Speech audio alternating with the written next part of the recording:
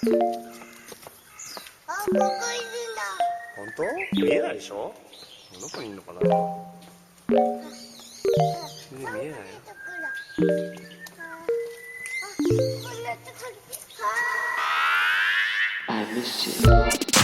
What's good, Internet? It is Friday, April 2nd, and you are listening to Waypoint Radio, episode 385.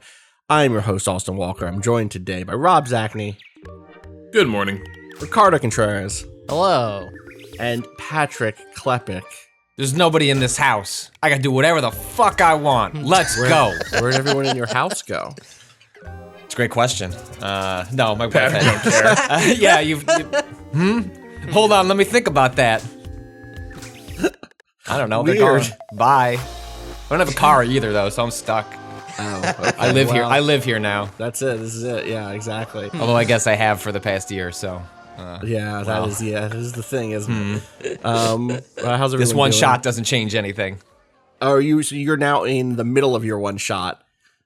I am deleting and putting back in my zip code over and over again at the NYC Health page to see if I can get an appointment ever. That was my world. Was I became like the nexus for booking like lots of people's appointments because I was the one willing to like go in the Facebook groups that had the Google spreadsheets that told you what specific, both like what hours, different websites, like the CVS versus the Walgreens versus the Sam's Club versus the whatever, when to check, and just had like people's information written down so I could like book appointments for people or would call them. So my Jessica usually wakes me up around 6:30.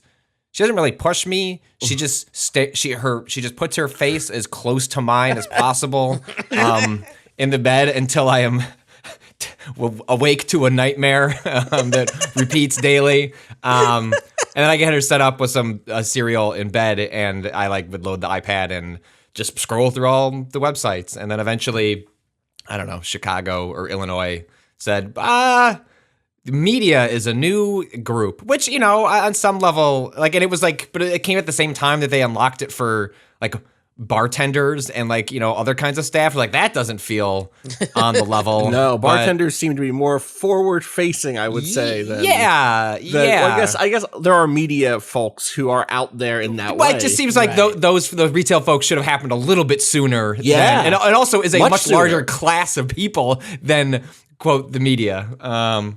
So anyway, I went to a Sam's Club in Rockford, Illinois, in the middle of nowhere, and it was Exactly funny. where I would expect Patrick Klepek would get his shot. Yep. It's right in the middle of a farm field around me, and there was someone next to me that was like asking, like, "Hey, I've had trouble getting a shot. You know, do you have any extra?" Which like sometimes works.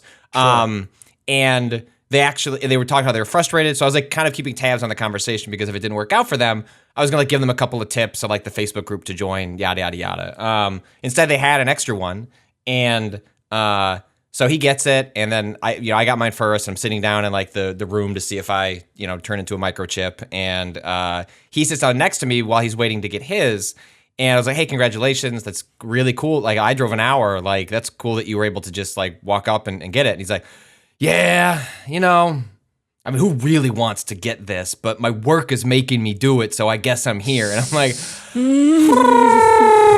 "Well, I'm glad your work is." And he's sitting there with like a young girl who's like not that much younger than my daughter, and I'm just clenching my fist, but also like, "Well, I'm glad your work is forcing you to do it." That sucks. I mean, that part of the.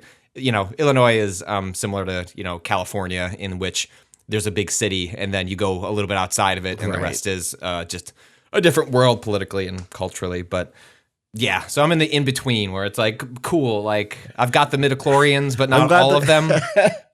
I'm glad the conversation didn't turn with that person to like, "Oh, how are you qualified?" And you have to say, "I'm with the media." Yeah, I know.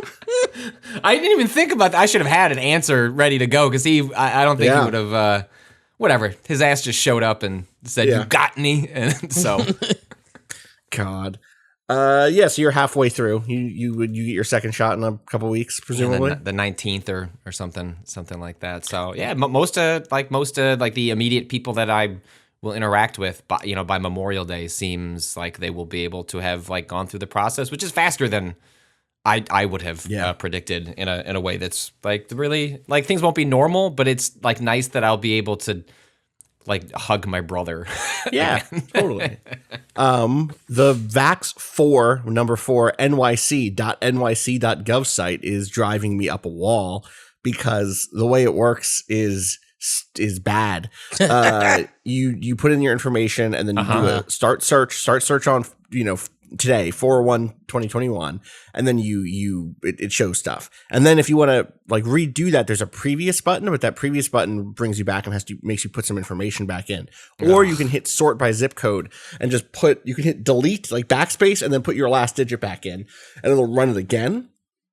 And so you're just sitting on this website hitting backspace 1. The last digit of my zip code is a 1, which I guess I'm doxing myself. Damn. Backspace 1, backspace 1, backspace 1, over and over again. And that what happens is a thing will show up. You do it over and over again because I'm being as serious as I can be. An appointment will show up at any time. Yep. For 3 seconds. Yep. And the real problem is, even as someone who's lived here now for a number of years, I can't place everywhere instantly in my own head as to how close it is to me. Mm-hmm. I'm like, is that the Rockaways? That's like 12 miles away, but still in Queens. Should I take that appointment? And then I realized, oh, no, that appointment is in 20 minutes. I literally couldn't get there in 20 minutes. So someone must have just dropped out. And the other thing that happens is sometimes it'll be like, oh yeah, there's an appointment on Staten Island, which I'm definitely not taking because there's no way for me to get to Staten Island like reliably without a car. I guess like I could go to the ferry and take the ferry, and that'll be like 3 days from now. And at that point, I can't just do the zip code thing anymore because you have to start the search on the day it is. So then you have to go over. If you try to do it, it's like, well, you can't do this search. It's the future. Start the search on the day it is. So you have to go over, change the calendar back to today, put your zip code back in, and run the search again. And you just have to do that all the time. Like there, boom, this one just showed up. This is an appointment in 20 minutes. I could not make it to that appointment. Thank you for putting it there. Well, the other thing is New York is out here. Like, the density of Illinois is in the Northeast, like where Chicago and a lot of the suburbs are. But like, if you wanted Illinois has done some things. Like there are certain like vaccination sites like at like the United Center where like the Bulls play. Like that is specifically for like underserved communities. So like they process that by zip code. So like they will turn. Like I've seen plenty of. On the Facebook group, there's plenty of white people being like, whoops, I showed up and they said no, which is good. Like that, they're trying to set some of that stuff up. But in the more rural areas, like you go down south, like both because of population density and cultural differences, there's just way more of it. So like you want to go to Springfield, Illinois, you want to drive 4.5 hours, like they'll give you one. You got to go 4.5 down, 4.5 back, and then do that shit again in a month. But if you wanted one, and it's just a drive-up site, like you just show up and just zoop and you leave. And I've had some friends who are just like, I'm tired of this, like whatever. Like I'm just gonna take a day and then another day and just get it done. Do it. And I can't really blame them for that. Instead of, I mean, the way of. There'd be times where I'd be finding an appointment for someone. You get the first appointment. Some places only make you book the first one. Some places make you book both of them at the same time. Together, yeah. And you would get these like really frustrating situations where you'd pick the first one and then be like, shit, well, all the second shot slots are gone, so you just can't even book this first one. It's like, no, but like, why can't I just give me the first one and I'll figure the rest out later. Yeah. It seems like it's getting better, but it's it'll get there. messy. It'll get there. I'm telling myself this to ease my own worries. I know. Well, it's just weird to have it like so close. It's so close. I mean, I woke up today and had 2 different things say that. There's also a different thing. There's also vaccinefinder.nyc.gov that just says, hey, there's first dose appointments available at this place. And that's the one that also includes all of the pharmacies and, other smaller places. Is that official or just like some 13-year-old This is official. This is another official thing. Except it's wrong, of course, because it's like, oh yeah, your Walgreens has stuff. Or your Rite Aid has stuff. No, it doesn't. It may have 4 hours ago, but you've not updated this to say that it doesn't anymore. Yeah. There was there was an article written up about I invoke 13-year-old because there was a 13-year-old out here, Right. Somewhere in the suburbs when it was really challenging for elderly folk to get the shot, and the website was like all online. They hadn't set up a decent a hotline yet. Which, come on, like what is a 75-year-old like? They're gonna like understand how like caching on like a website works, right. and that you should be hitting F5. So this 13-year-old like set up literally a booth. Like he turned like a playhouse in their backyard into a spot that folks could come, with a mask, and he would take their information, and he would set up their appointment with them at this little hut. And like cute. Did that for like dozens of people in the area. I was like, that sucks that the infrastructure had a year to prepare and couldn't get that ready. Such is the nature of things, but entrepreneurs abound. That's a real this GoFundMe shows that the community can do what infrastructure can't. Yeah. Or has failed to. The community bought this woman a car. Yeah. The direction of all public service has been to try to deny them more than it is to provide them. And so like when it comes time to, man, if only there were some way we could massively disperse some kind of benefit to all people in this country. Damn, we just don't know how to do that. No, Gosh, we hate doing it. We've never built a way to do it. So we'll put the healthcare.gov team on it. I was just thinking about how like the fact that that we can't do this through healthcare.gov is an indictment of that project in some ways, right? That like here is supposed to be something that was a vector for everybody to get healthcare through if you weren't already covered, and like that should have infrastructurally been set up to be able to handle something like this. I mean, obviously, the understaffed, underfunded local governments, they need to distribute this, Austin. Like instead of just like mass everyone I know that's gone to like a mass vaccination site like set up by like the military, basically, it's FEMA, like you're in and out. Like it's like you're there at 10:30, you're out at 10:45, and like it couldn't be because for better or worse, like they're built to do that. And they're funded, right? Yes, they're overfunded, and so anyway, I saw credits. You're done. You've chosen to be done with. No, I'm not done with it yet. I'm not done with it because I've plans to play multiplayer with a bunch of people. Monster Hunter Rise. The credits are just so early in that game. I don't understand it. Doesn't make any goddamn you hit them sense. Too. Yeah, I did. In the middle just because there's no story. Yeah, basically. I guess so, but like given that, they could have pushed the credits back. Also, like if it's not like there was a. It's after like a rank 4 mission. It's after the rank 4 urgent mission, right, Kato? Magnamalo, right? But it's not even the first time I fought Magnamalo. Like I fought Magnamalo before.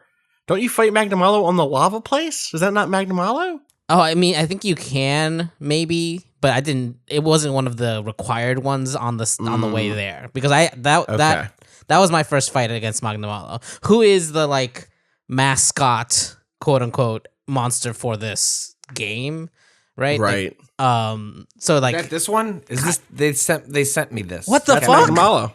Yeah, you got a Magnamalo. What? You captured one. They I felt bad. Yo, that's sick. It's pretty good. You can. I'll just. Yo, send that to this, me. I want it. Yeah. I'm not paying actual money to send this to you. But the next time I can come to New York, I will put it in a bag. You know what? Maybe it was a hub quest I just happened to do, Kato. Right. It might be like a because I was just doing those for fun. Yeah, there's a 3-star Magnamalo urgent quest. There you go. Which is or hub quest. That's urgent. Yeah, I wasn't and you touching do that. That's Magnamalo. The hub at all. So that wasn't even the first time I'd beaten Magnamalo. Sure. Who's That's a big so funny lava tiger, basically, or like dark fire tiger beast. Yeah. So yeah, it was weird. It kind of came out of nowhere. And also it doesn't put you. It's not like that's like, and now you're in high rank. It's like you still have a couple more ranks to go through, right? Yeah.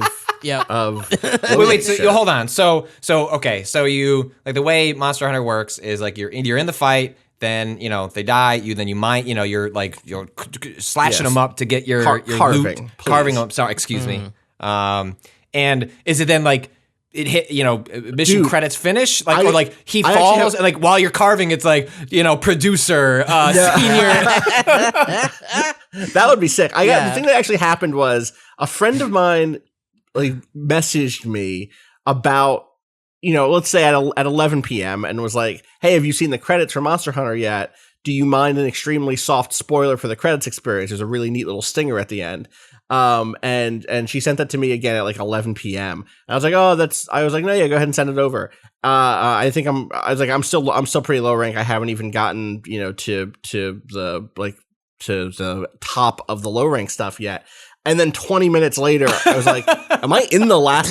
And then the credits started playing, and I was like, oh, I should have just waited. If I had just said, no, I think I'm close.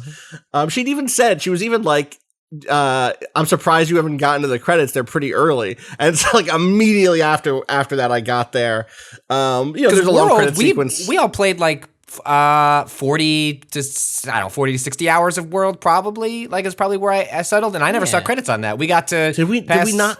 Yeah, did the credits? We talked about like doing it on a stream, and then just another game like stuff came up, and we all just like we're like, I guess didn't feel like all their Elder Dragon shit. All their Elder Dragon like end game shit, I think was like there weren't credits post NieR Replicant, the big final NieR Replicant fight, but before doing like the Kirin and the other Wind Dragon thing, and it's whatever. Obviously, the game is still the bulk of the game. This feels like the real Monster Hunter Rise starts here in terms of there still are probably dozens of monsters I haven't fought, huge chunks of the tech tree available. I've not unlocked all of the new skill stuff. Kato, it sounds like you're going even deeper than me here. So how are you feeling about it? I'm enjoying the game a lot, but that placement is just so bizarre to me still. Because it doesn't delineate anything. Like not even. Are there still cutscenes? Because you've kept playing at this point, whereas I kind of just did this. Yeah, no. Are there still like developments? No, not really. Okay. Not just so far. Just do those missions for the cute town. Yeah, I mean, I have to. I went up one rank more, and everything's normal. I mean, the quest continues to like move on and like, give you new special quests or side quests or whatever. But there hasn't been any like. There's still story happening really necessarily. I only did that rampage thing once, which seems odd for how that's like, hey, this is a big new thing that we're doing this game, which I'm fine with. Perfectly happy with. Yeah, I've been in multiplayer. I've watched some people play multiplayer now, and that seems kind of nice. That seems kind of fun in comparison because it's just a little bit more. It's like more chaotic, but in a good way. Right, I can see that working for sure. But like in single player, you're just like dropping a bunch of auto turrets and then putting one up for yourself, and it's whatever. You're on a turret in a Monster Hunter game, not particularly exciting or anything. Yeah. But yeah, I mean, it's like there's harder fights after Magnamalo like immediately. Like there wasn't even like we're gonna. It's a bizarre point to put credits, and it just like speaks to how much this game does not care for any of its like narrative trappings other than it being flavor. At this point, it's just like this is the flavor we're giving it, but we're like not interested in telling a story about these people like really, which is fine. Like it doesn't have to. It's just like a kind of a weird step. After World was so kind of interested in giving you lots of cutscenes and giving you a narrative through line to the fights, so I'm still enjoying it a lot. Like the gameplay itself is still. I've been pulled back to Switch Axe. I love it too much, and I still like Longsword a lot. But I put some more time into Switch Axe and like built a bunch of them, and just the extra mobility makes that thing so good. The extra mobility, and then there's also just like tools to keep you in the most powerful mode that you want to be in that weapon, and it's just fun to have all that uptime, basically. Nice, yeah. So I'm gonna keep chipping at it and getting some multiplayer stuff this weekend probably. So I'm excited for that.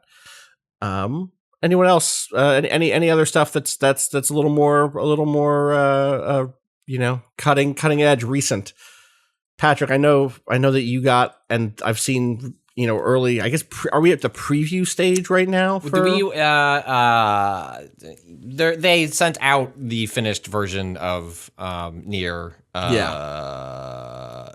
What are they calling this? This NieR, is NieR Replicant version 1.22474487139 is what it looks like. I think that it ends on that 9. Yeah, 9 ...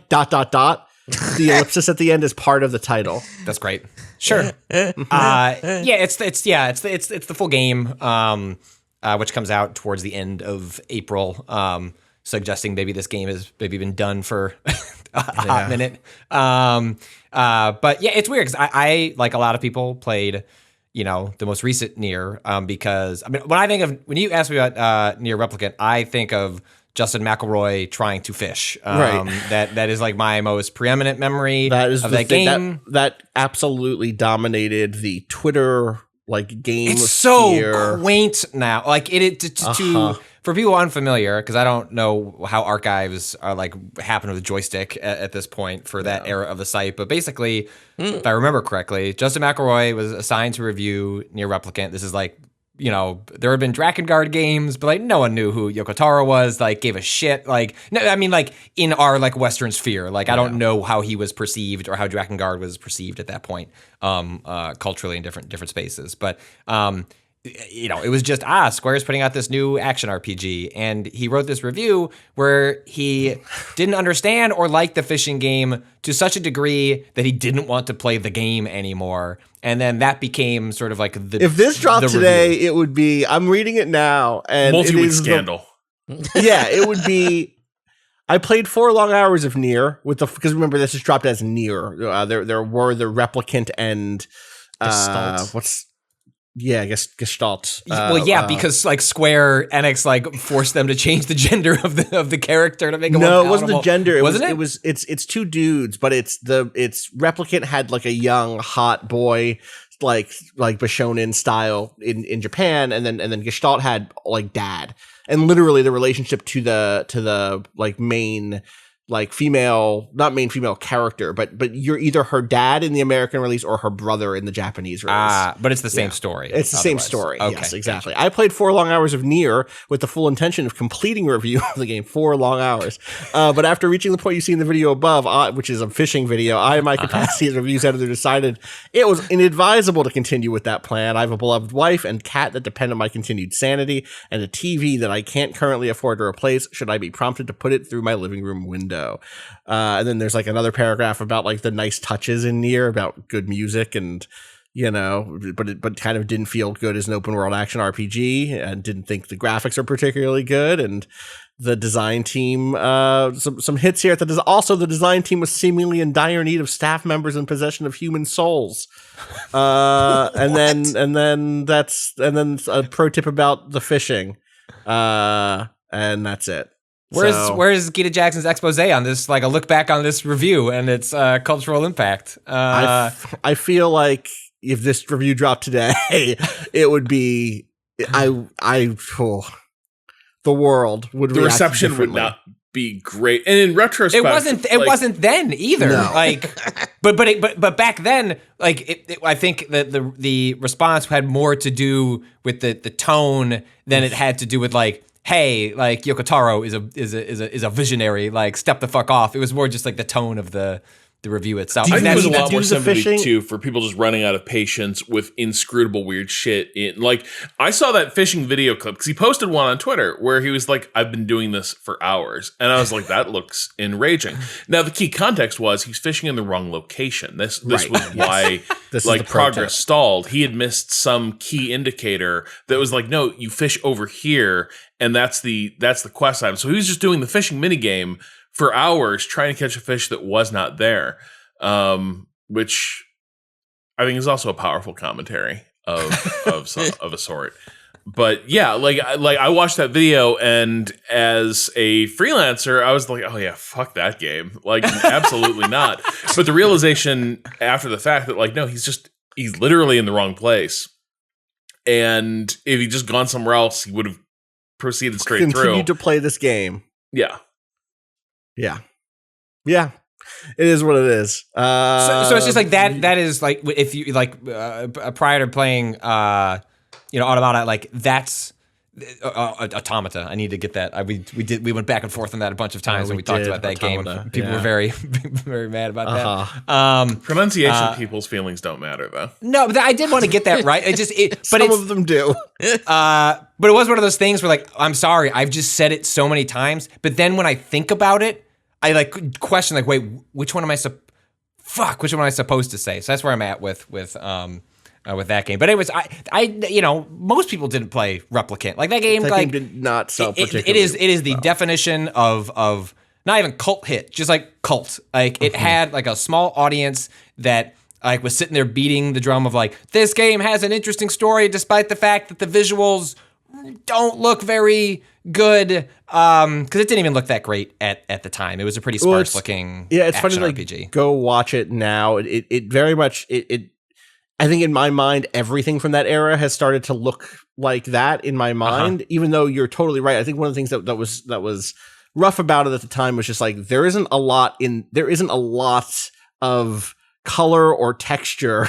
It's a lot of big open. It was very bland. Brown, like gray it was very spaces, right? very bland looking. Like it was very and like generic is like the last like kind of something you would associate with Taro's work, even in like the like bonkers single frame rate Drakengard games stuff, but that's always that is that there's also a history of like Taro's work is often, I don't know about like stretching technical limitations necessarily, but that's not at the forefront of like what is being prioritized in the design of the games that he had worked on in the past. And so yeah, but I played the most recent NieR, and it was like that's probably one of my favorite games of all time. Probably like that game like really hit and continues to hit, like stay there, like the further distance I get from it, to the point where I've like forgotten enough of that story that it's like, damn, like I can play that game again and enjoy it. Yeah. But then I've seen some people going and doing that as they've gotten ready for Replicant and being like, wow, Path B really sucks, which is like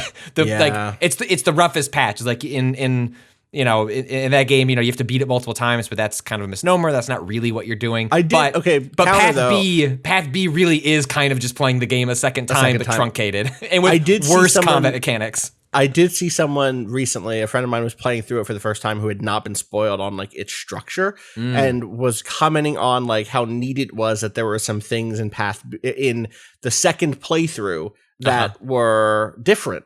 And I was like, oh, you've no idea. You've no idea what you're about to get into. That's very fun to me. That is delightful that you could just stumble into the rabbit hole of that game as opposed to people just pleading with you to play it. Please play it 6 times. Exactly. So it was interesting to sit. I've played 3.5 hours of Replicant. And I mean, just technically speaking, like it looks really nice. It runs at 60 frames a second. It's not a native PS5 game. So I'm playing it on a PS5, but it is it is comes up as a PS4 game.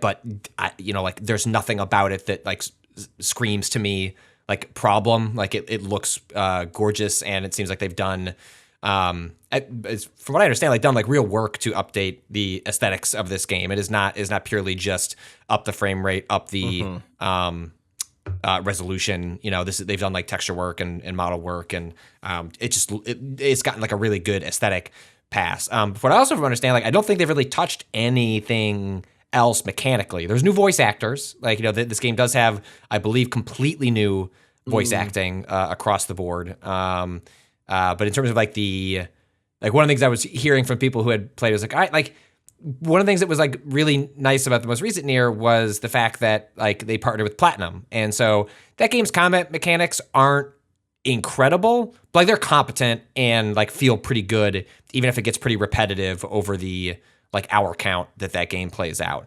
Replicant, at least so far, is like, yeah, I'm playing an old pretty mediocre like character or action RPG. It's not bad, but it's, you know, it's not platinum, and like that hasn't changed with this. And so, you know, you're coming into it, you know, with this aesthetic pass that you're hoping can get you to the story that people still to this day claim is like one of the better stories in video games. And the weird part of playing it is that when I played Automata, I then looked up, I was like, I'm never gonna play NieR. Like, what if, like, no, like that's not gonna happen. So I watched a spoiler video that explained everything about that game.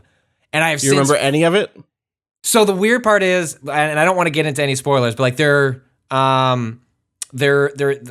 main enemies you fight in NieR Replicant are these things called the Shade. They look kind of, I don't know, like weird digitized creature things. I'm not really sure. They kind of look like a character from the main character of Rez, and they're just like kind of plopping around and they look kind of like Heartless. Yeah, definitely. Yeah, they're definitely running around like some heartless motherfuckers. And you know, there is, you know, the nature of the Shade. I know is like a big holy shit moment, and I know it. Like it's in my brain somewhere, and I was doing the thing where when I was playing it last night, I was like, I don't want to remember it. I was like trying to suppress a spoiler. I was like, I'm now playing the game. But I would like to know that's like a don't think of an elephant thing. Where like the more you, well, no, that's what happened. And then I started like my brain started running through theories, and I don't know what it is. And what's most likely is I believe I've probably thought of the spoiler, but don't know that it's the spoiler, and so I just won't know it until the game like confirms it in the narrative, which I guess is like a decent place to be. Plus, I've heard from many folks that it's not a game that you can really like. You can yes, you can explain story beats and certain revelations, but that the true joy of the plot is like the characters and the journey that go on. So I'm not sitting here like too worried that if I fall upon the nature of the Shade in my brain rot, that it'll have a material impact on the experience. But it seems cool. Like I'm excited to play a brand new NieR, what is essentially a brand new NieR game for me. I just double checked. They have said they have touched the combat here. The combat has been updated, but from what I've read, basically like the stuff that made it what it was, which a lot of it seems to be about like magic spells that the grimoire does, and you got a cool ass sarcastic talking book, right? Exactly, like, loves talking shit, and so that's still there. And then like the thing that I remember watching people play that game and thinking, and obviously some of this is in Automata, is a lot of bullet hell type stuff, 3D like arena bullet hell stuff. And I would imagine that if that stuff is still there, the feel of what that game is still will feel like that game. You know what I mean? Because that was not. I guess my understanding of like the changes they made is like it's not a full on like remake. Like it has been tooled. It has been like tooled. There's like quality of life improvements that has been. But like the major stuff has happened in the visuals, and the other stuff is it looks really nice. It looks really nice. I forgot how much how good the soundtrack is to this series, and there is some. Have you had the realization where you're like, oh, the reason that the Automata soundtrack is so good is the NieR soundtrack was already so good, and they're like, I got to like the first open field, and like some like awesome choral bullshit started playing, and I was like, yeah, like I'm back in NieR, let's go. I'm watching video footage, and like I'm feeling the hype build in my body. And I'm like, oh yeah, this is the thing I'm looking forward to most in the next. Well, it was kind of weird, where it's like, you know, on one hand, the games industry, especially in recent years, like where game production goes right up until release with like day one patches, like you've these days, you get games so close to release that it's like difficult to, you know, properly do criticism as a result. And this, I got the game, you know, like a full, you know, I've been sitting on the code for a week. I've got like a full month in advance. But at the same time, it's like the fun of like a NieR game is like, I want to do this. I want to go through all this bullshit with my friends. Because I know that for most of us, like we're probably all going to play, most of us are going to play Replicant, and it's going to be pretty new to most of us, and it's like, oh, like I would love to, you know, I don't think that's gonna stop me. I'm gonna play that shit. But that's what I would do. Fuck it. No, also, but like you can find all of the lore videos you want to and shit out there.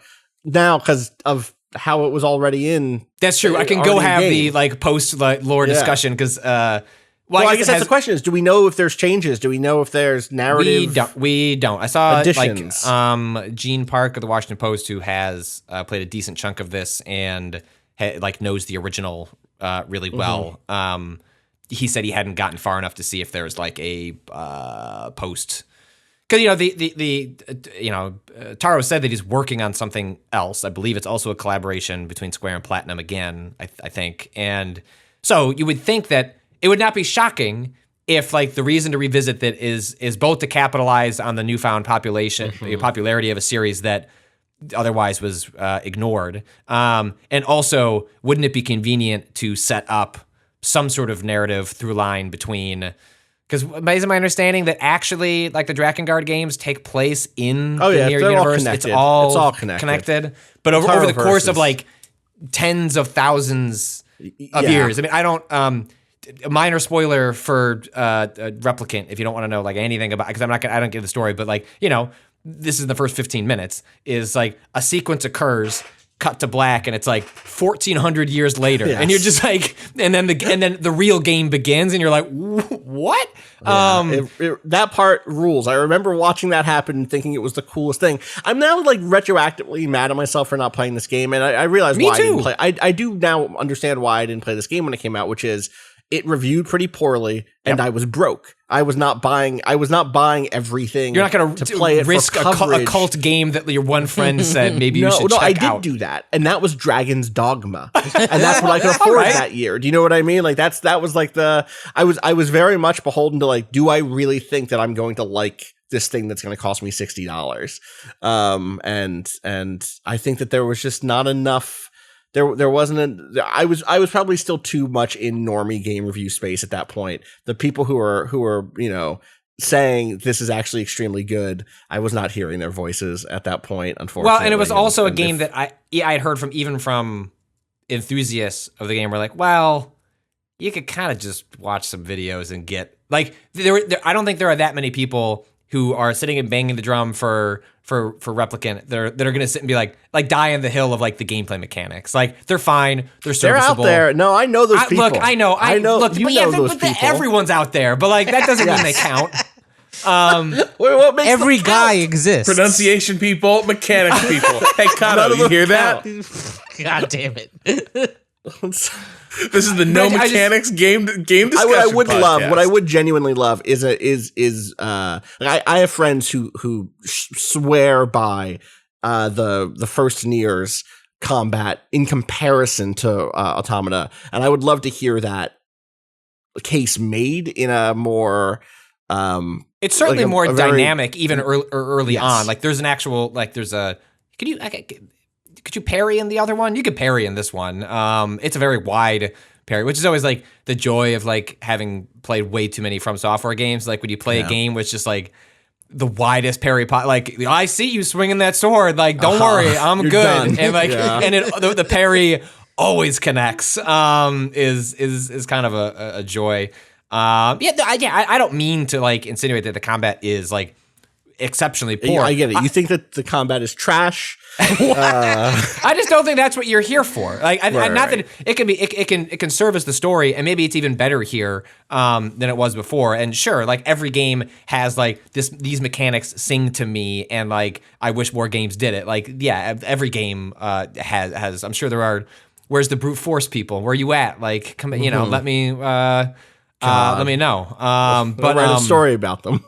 I will. Yeah. The brute force fandom. 30 years later, the brute force fans who won't give it up.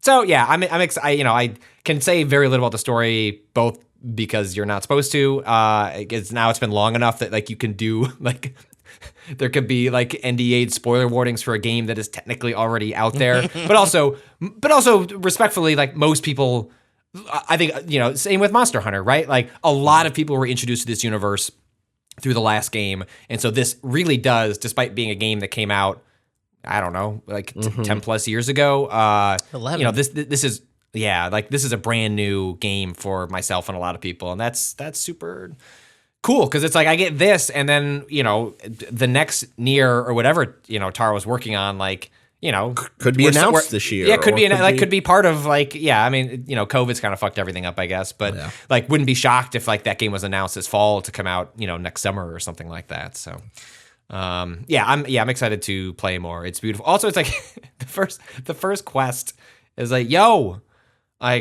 sheep are very aggressive right now. Could you go and get, I don't know.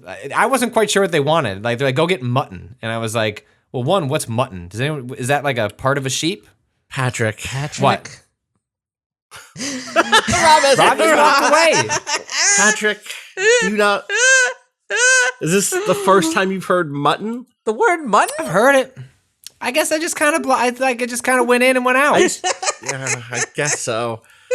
Mutton is like lamb's meat to eat. Okay. I don't think I've even eaten lamb before. Is Rob going to come back with mutton? Do we think Rob's going to come back? No, once, but I'd rather not my favorite. Rob, I thought you might come. Rob doesn't have headphones on yet. Rob, I thought you might come back with a cut of mutton. I thought maybe I don't like lamb, so it makes sense that I have not I'm sorry, I haven't. Anyway, they told me that hey, they're being kind of aggressive. Could you go get some? And this game is exceptionally violent. You just pull out this giant ass sword and you just cut these sheep to and these goats to fucking pieces. It's very now you've all shamed me and I don't want to continue this point about the game anymore. So let's move on to the next game. That's NieR Replicant. 47448713 ... Which Kato you've pointed out here is the approximation of the square root of 1.5. Also officially abbreviated as NieR Replicant version 1.22. Handy shorthand. I'm glad that they gave us an official square approved. That's very funny. That's very funny. So the sheep were being aggressive, and you had to kill them. Yeah, I think the shade are out there, fucking with them. I don't know. Okay, so it's not like it was like a breed of sheep that were starting shit. It wasn't like. Well, I walked past one a little too fast, and then it got after me, and then I hit it with my sword. And that's not what sheep do. Yeah, well, maybe they're in a street gang now. The sheep. Yeah, the muttons. The mutton. Yeah. They're forming a muttony. Close, yeah, good enough. See, you know what? See, this is why you shouldn't have told me what this word is. Now I'm just doing whatever I want with it. It's your word now. God. All right. I feel like we should take a quick break and come back and talk about some other games.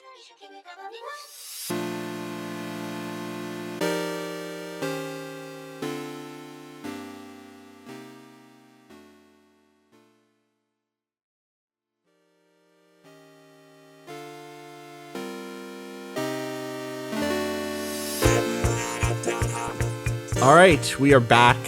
Rob, what have you been up to? What are you playing right now? Right now I'm trying to read what's on Patrick's shirt. That looks like a bear's shirt, but it looks like it says, "I'm allergic to." We can't see because the microphone is in the way. I'm allergic to Green Bay, but that's just that it really rings hollow when it was bought for me after the 2018 season. Rob, it doesn't feel as good to wear it anymore. No Bears gear feels as good to wear. No. There's people who are like, I will never regret this Khalil Mack jersey purchase. And it's how could that go wrong? He is a bona fide Hall of Famer, first ballot. How? Trade his ass away, get a third-round draft pick, free that money up. Yeah. So I'm sorry to both of you. It's been rough. It's been rough getting your Bears updates. Well, at least we got QB1. Yeah. Red rifle, baby. Yeah. So I've been playing Endzone: A World Apart, which is it belongs. Is that a football game? Not an apt name because it turns out not to be a football game, nor an alt football game like Frozen Endzone. Right, sure. Which turned into Frozen Cortex. Right. They didn't keep that name, did they? Which I think probably was a mistake. Endzone would let you know it's a football thing. Yeah, Frozen Cortex just sounded like doesn't sound like anything, but it was a football game. Anyway, so Endzone: A World Apart is a post-apocalyptic city builder. Okay. And I would say it's a little more focused on the city building than, say, Frostpunk, whereas Frostpunk's designed to be mostly a narrative game, right? Where you're doing enough management to advance the story, move deeper into your scenario, see what's going to happen. Frozen Endzone has narrative elements, but it is just Endzone. I said Frozen Endzone, didn't I? You did. That's the football one. Yep. It's not even called that anymore. NieR Automata Endzone. Anyway. So Endzone is, I think, a little bit more on the management side of the equation, because what this is, you're building a city, but what you're really doing is managing your workforce. That is primarily your resource, is what people are tasked on at any given time. And so are you coming in, is the setup to a session of this, also is it a campaign game? Is that scenario based session? It's scenario based. Okay, so like an Anno, is like an Anno a little bit, where it's like, yeah, there's definitely walking your way vibes through. Okay. Especially because one of the major things is that people don't want to live in shitty places. So like there's a big in this post-apocalypse. It turns out there's degrees of shittiness. So the setup is that your people have emerged from their bunkers after some sort of, it sounds like like a sort of variety pack catastrophe. Like, is the landscape irradiated? Absolutely. Is there a climate disaster? You betcha. There might have been like a plague. I don't know. But either way, you've emerged from the bunker and everything is pretty fucked up. The other thing is, enough time has gone by that there's a little bit of oh gosh, what's that game that we all liked about the little duck? Is tactics game, the duck dude. Meaty Zero. Yeah, there's a little bit of that where your people have forgotten a lot about the world that existed before. So when you are reconnoitering like ruins, people can sort of kind of parse like written records and signage, but not really. Like there's like enough has changed in the culture that like you're kind of aliens arriving at a ruined landscape. But it is a game where you start out with very basic subsistence needs, but obviously you're going to continue expanding and growing. And the real pressure point is that at the beginning you're just kind of basically like scraping up ruins, and like that's the only source for like metal, fabric, things like that. So everything's kind of scavenged and then reprocessed, and you're kind of scaffolding up to a point where you can start to maybe do your own production and like start fabricating new things. But that's a long ways off, and so you're constantly depleting your nearby resources and having to expand outward to find the next patch of ruins. But the other thing is that you're going to, as that sprawl happens, one of the big things you have to contend with is that your people have to walk from their homes to work and from their work site to whatever resources they're getting.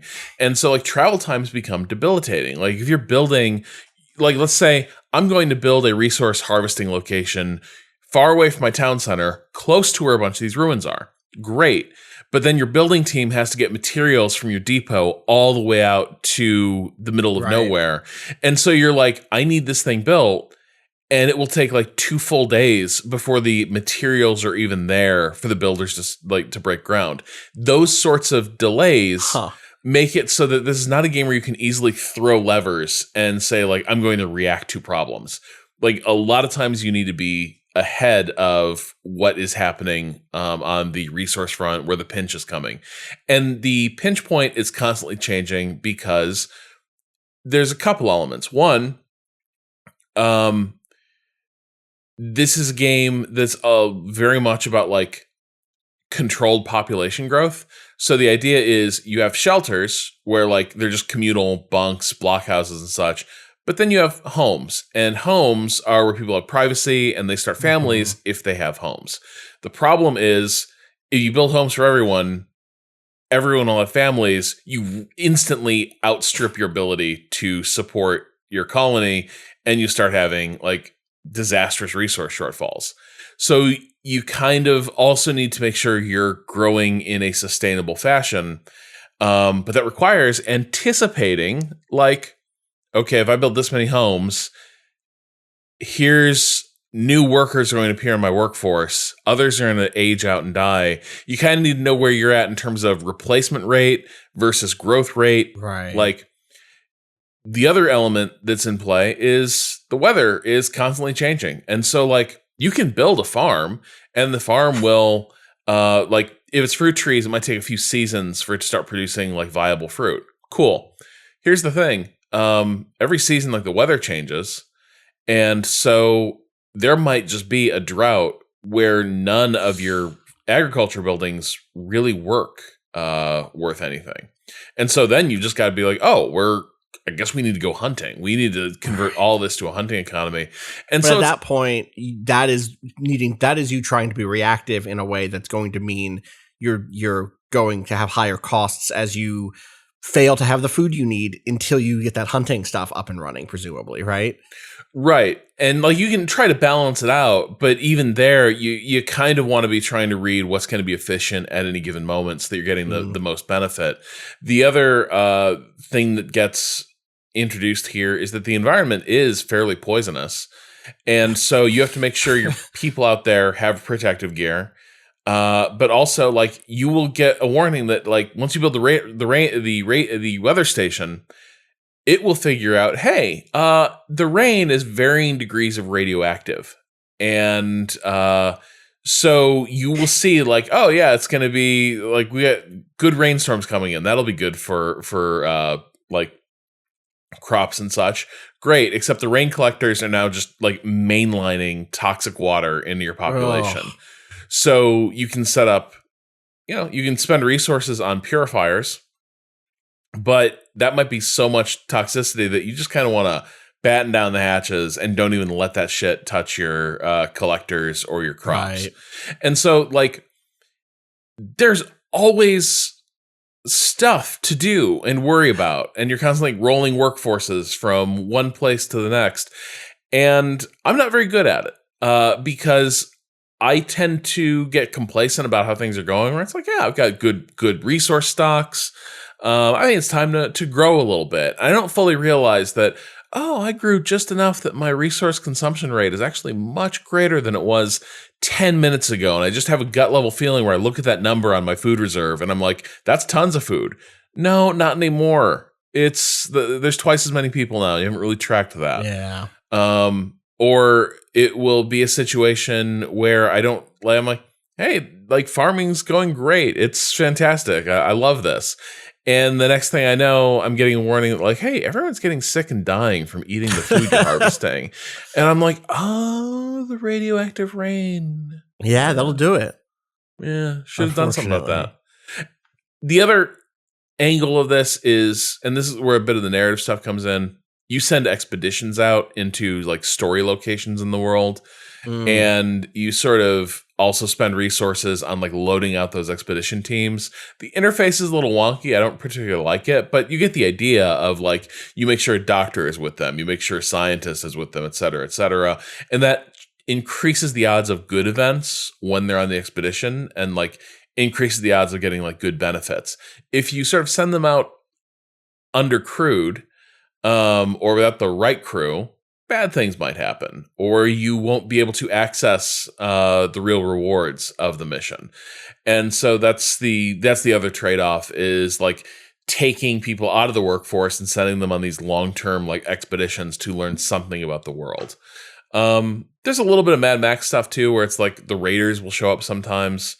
That isn't particularly engaging because it's the sort of situation where it's kind of just like a game of capture the flag, where the raiders come streaking in and they will, like, try to, like, fuck shit up and, like, kill your workers, but mostly they'll try to beeline to a depot to steal a bunch of shit.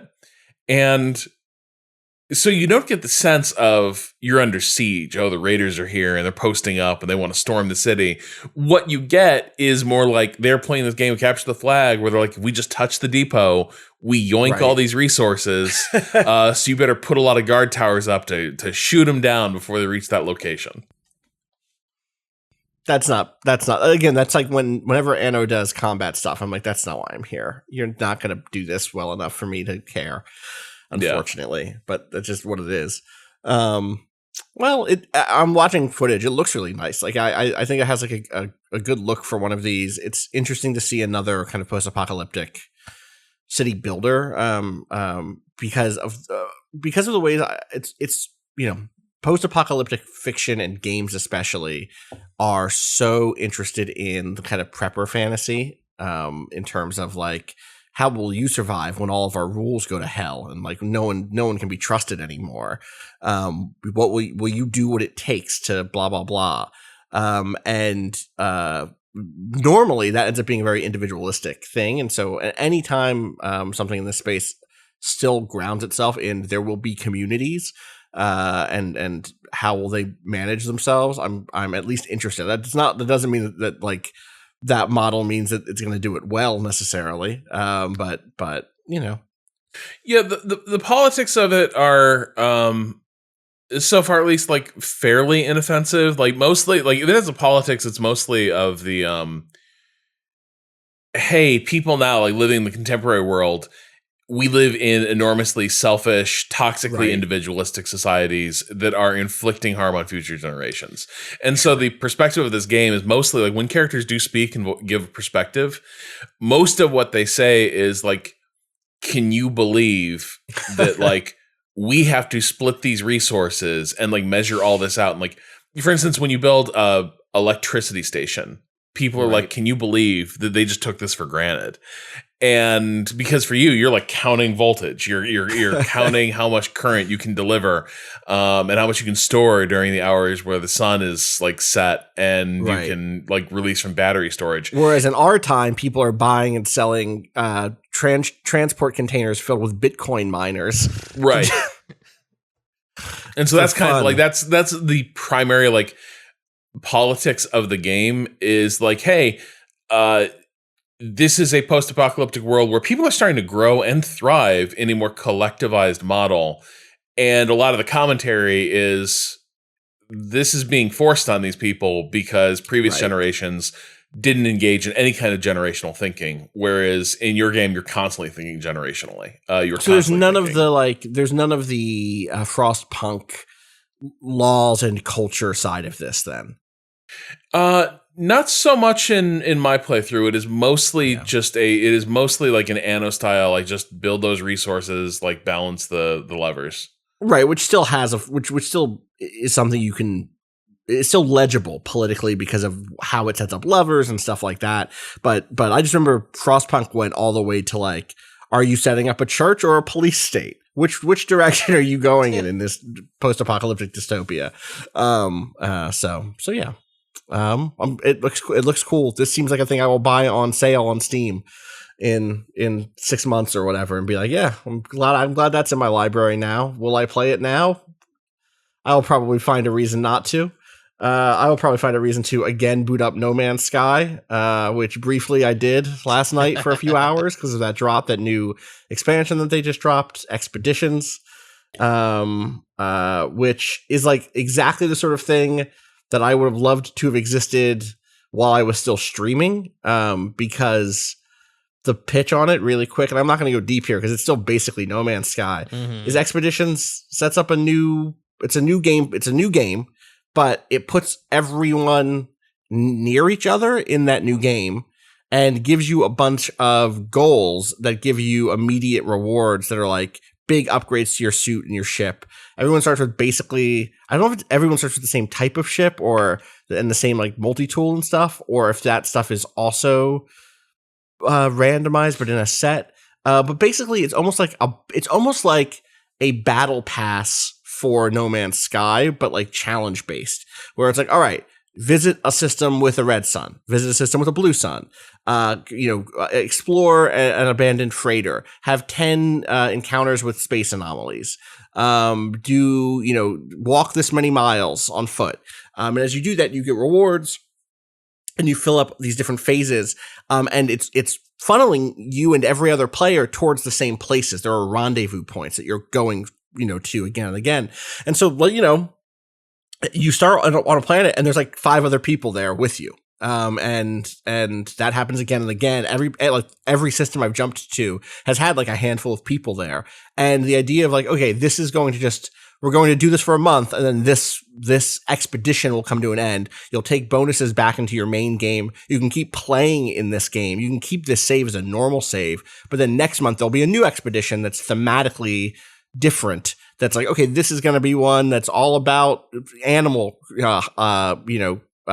raising or whatever, and maybe that expedition is only going to go for a week or something like that.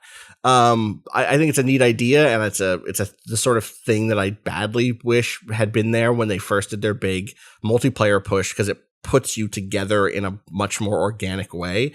I'm curious to see how the fandom like responds to it. There's also just been updates to things like the UI that I can't tell if I like them more or not, because it's been so long since I played the previous versions of it. And then the I'd say the last thing here is that like that game seems to be completely cross save and cross play now. Your rewards go from save to save across systems. You see people who are playing on different consoles with a little icon next to them off in the distance. It's neat. It's neat to see that game has now become that thing in a even more fully fledged way. So also it just looks really good. It looks fantastic. That next gen update looked really nice. I did not really jump into when that hit, and it does look just fantastic. Same with I briefly looked at that. Insomniac put out a 60 FPS patch for the 2016 Ratchet and Clank for PS4, and damn, I didn't play Ratchet and Clank on PS2, but I got into it with the PS3 one. I can forget what that one was called. But really liked the PS, and I've played the series regularly as they've released new ones in the years since. And the 2016 one is a especially good Ratchet and Clank. It looks just. It made me all the more excited for the new one coming out in June, because the aesthetic of those games is a lot of fun, and it looks gorgeous at 60 frames a second. And so to see what Insomniac does with a proper next gen one in a couple of months is really exciting. Speaking of things with pretty striking kind of aesthetic styles, I see, Patrick, you played some Narita Boy. Yeah. Don't know. Would you like a game that has a bunch of scenes where this would be a cool wallpaper on my desktop? Yikes!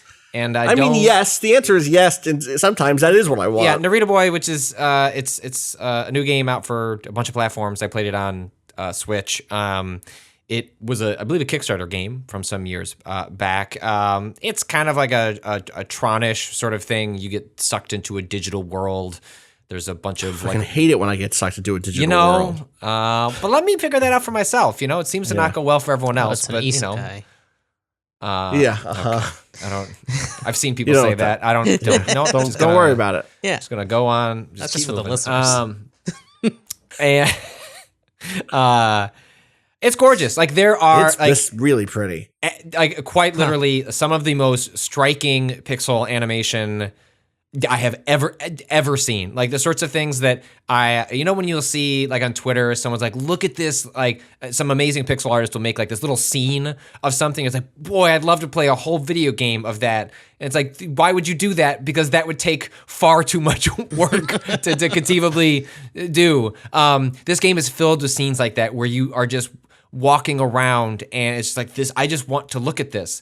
And then you have to move the character, and it all falls apart. I don't like the way the platforming is extremely floaty, and I'm anti-floaty when it comes to platformers in general. I know people feel differently about their platforming physics. Yeah, there are floaters out there. There are people that like to claim it's fun to control Little Big Planet, and they're wrong. But like do your thing. How many beefs have we started today? This is a big beef day. Yeah. If someone, if a listener could keep track and send that to Kato so he could add it to the we need the beef score to the show notes. The beef score. Ew.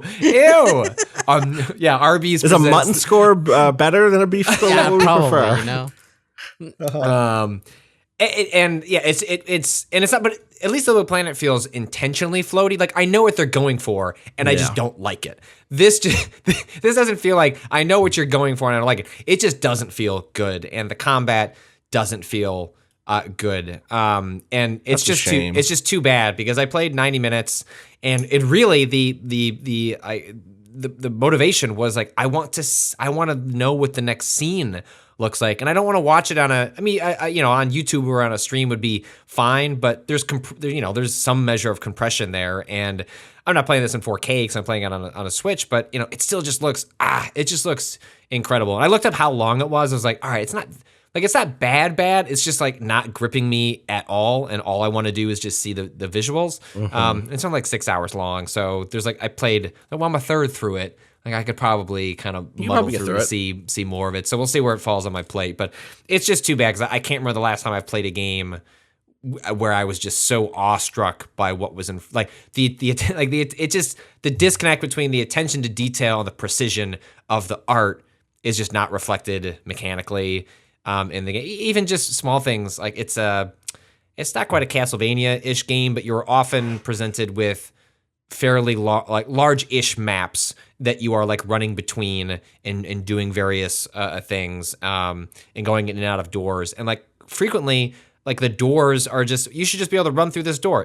That's just to the left, and you have to hit the up button to go in every single door, and so you'll just be like it's just a tiny thing, like it's not that big of a deal, but it's a game in which again like the art, every single detail has clearly been considered and thought through. And the actual like playing of the game part, it just feels very muddled, and it feels like the art got in the hierarchy of what this game's importance was, like the art, crushed it. It's gorgeous, and then the rest of it is just kind of game feel not there. Yeah, just not. Yeah, it's like I'd would rather watch like a series of screensavers, which I don't mean to be like derogatory. It's just to underscore how good the art in this is relative to the rest of it. So yeah, like it's very pretty, but I don't know that I would recommend. It'd be the kind of game where it's like if it's on a sale, or something, like it's not so I was not repulsed by the gameplay. It was more just I want a better reason to like keep going from left to right, and it was not really giving me that. It's on Game Pass, so. Well, there you go. Perfect. Nice. Yeah. You know what?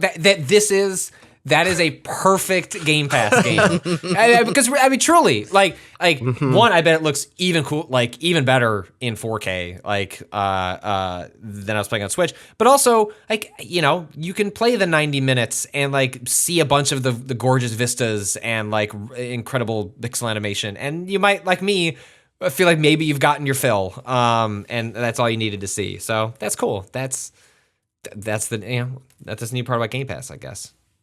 Hearing you talk about like how much you just preferred the art to the actual game did make me realize like this is because I leveled that critique certainly myself. Like that was kind of my feeling about Adios, which is, and I'm pretty sure that's how the character ends up saying it at the end, where he's like Adios because that's the kind of guy he is. But like when I played that, I was like, it kind of feels more like a short play than like, and it would be better as a short play than as a game. The difference is I'll play a game. Games have a way of getting to me. I'm like, this sounds interesting. I will play that because I play games and this sounds cool. If someone's like, hey, I put my, short film on, I loaded my short film on YouTube or something, or on Vimeo. Vimeo, I think I was gonna say that's where the short films Vimeo. go. Yeah, cool. I'm not watching that. Like what? And I think there's a similar thing. You mean just a random person. You don't mean a friend of yours. In my scenario, it was like a friend of yours was like, "Hey, I put a short film on Vimeo," and you were like, "I'm not watching that." No, I'm definitely no. If it's my friend, Rob, I'm definitely saying I'm so excited to watch that. I've gotten into art during COVID. I'm a little scared to show you the thing I've been working on. I've got kids. It's like it's just this little thing I've been working on in my spare time. It's called Mutton. It's I ain't eating all that. I'm happy for you, though. We're sorry that happened. Mutton? Nah. But I think so. Like I look at this and I'm like, this does look incredible. And if I were at like a gallery or something, it's like, check out art in this style. I'd be like, cool. But will I be at that gallery? Well, not in this world, but like maybe in a better time. But I'm just saying, if you create art like this, I think there's a problem of how do you find an audience for it? You can say, hey, here's a game. People will play it. They will encounter it. But then you're kind of on the hook to make a game that is worthy of the art to an extent. You end up in this exact place. And it is kind of a shame that like it feels like it goes to waste. It's like, like one, it's like it's not. It makes it so that I don't know, like the motivating factor to get to the new art is like it's like I know there's a bunch of like there's like 4 hours of incredible art I'm just probably never gonna see. It's like I just don't want to swing that sword. Like I just don't. Yeah. Whereas if it was in I don't know some like shorter form like point and click adventure game, like it really feels like I'm like frequently I would playing and I'm like I'd much rather this just had no combat and I was just playing out and the narrative's not that interesting either, but like I'd be willing to like fumble through that like in service of seeing the art. And it's clear they wanted to make like an action game, and just like the action part is just like not great. So not there. But hey, it's if you got people should at the very least look up a trailer for it and see what we're talking about in terms of just like to give a little bit more detail on it. Like everything is this sort of like extremely well rendered 2D pixel art stuff that feels in the same conversation as something like Sword and Sorcery, or what's the negotiation one that I always forget the name of. It's like a cyberpunk. I think it was the same. What did you do in it? You negotiated. The negotiator? And your people got killed. No, not the negotiator. Gods will be watching. Gods will be watching. Yes. Which Gods will be watching also felt like it was riffing. Like Sword and Sorcery, like established a sort of like, tall fairly, pixels, yeah, tall characters. Tall. Did you say tall pickles? Tall pickles. My favorite Rugrat, tall pickles. Tall pickles. There's also kind of a digital nightmare Studio Ghibli aesthetic happening here. You know what I mean? Where it's there are like vast natural vistas. The thing I was going to say that separates it, I think, from a lot of those other touchstones is like you'll see characters in this that have like long cloth robes, and the robes move with like very smooth like textile animation, which is not what you think of when you think of like, oh yeah, this is a digital Tron like thing. Yeah. It's also soft. It's also flowing in a way that I don't traditionally think of when I think about this style of art. It's very, very pretty. I'm mad it doesn't play well. Me too. I'm gonna try it. I'm gonna try it for sure. Yeah, Patrick could be wrong. What if this is the second coming of Flashback? What if this is the second coming of Justin McElroy not liking the fishing minigame and ignoring something very good? Except this time it's Patrick, and in 5 years I just wish we were a screensaver. Okay, Patrick, sure. I was going to review this game, but then I decided I just wrote screensaver and then in parentheses derogatory.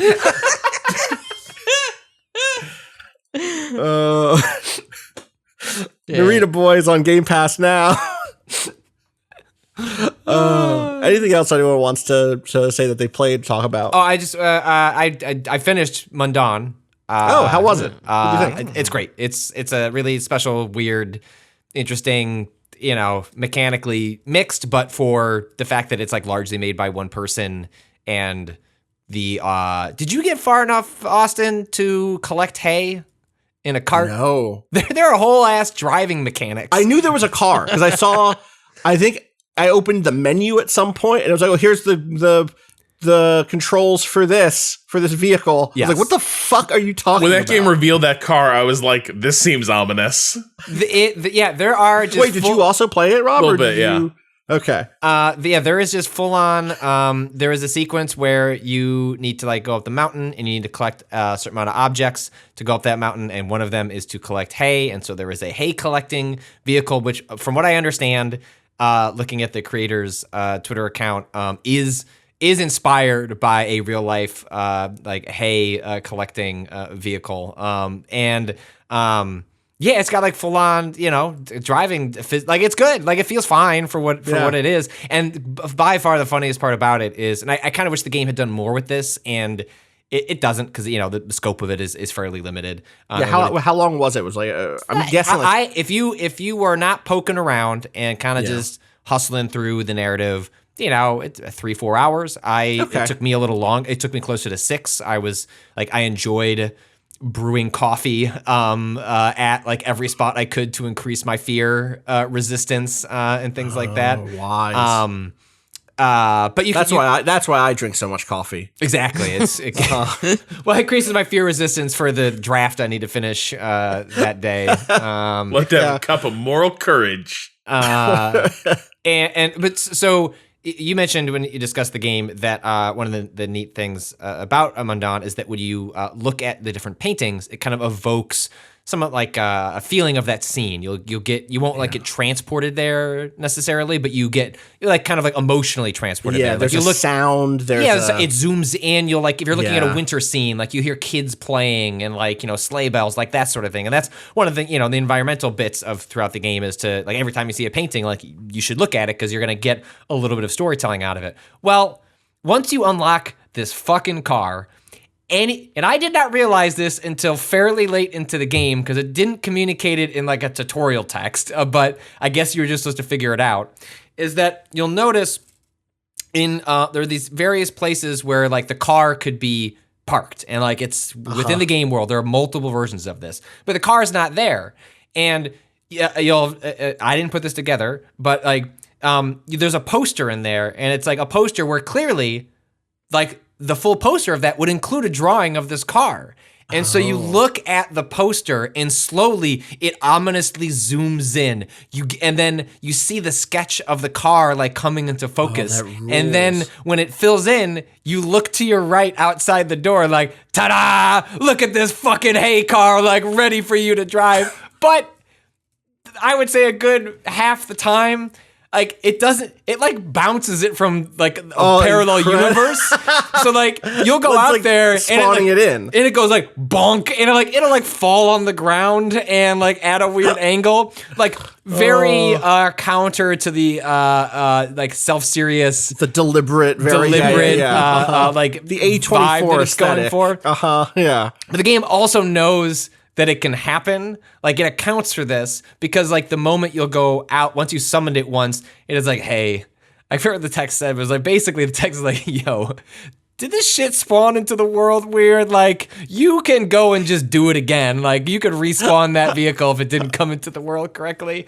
And actually like it was an enjoyable like moment of levity and like an otherwise like, I'd say I know, Austin, you're not a big horror person, so if you are, I'm going back to it. I just need I just mean you were like pretty taken by like this. You're like, damn, this game is like pretty scary. Like I think it is. Like I think it's tense. Where I played through, think about where I played through versus I have no idea what happens after you get to the grandfather's cabin, right? So if it's 6 hours and it never gets back to the height of entering the first painting. No, it does. And I will say that I have no idea. You didn't get to the bees, right? I did not get to the bees. The bees are bees. Yeah, you didn't get to the bees, and you didn't get to the the thing in the snow is what I'll say. I don't want to say anything more than that. But I think the other thing is just like this is so much more of the space that actually creeps me the fuck out than something like people who are I played through all of Resident Evil 2. It's nothing for me. That's an action game for me. Even the Mr. X shit is just like, oh, this is really fun. I don't respond to that at all. That style of like campy horror doesn't do shit for me.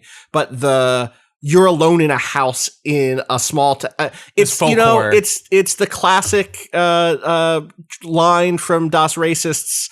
I forget the name of the song. I'm afraid of clowns. I'm afraid of small towns.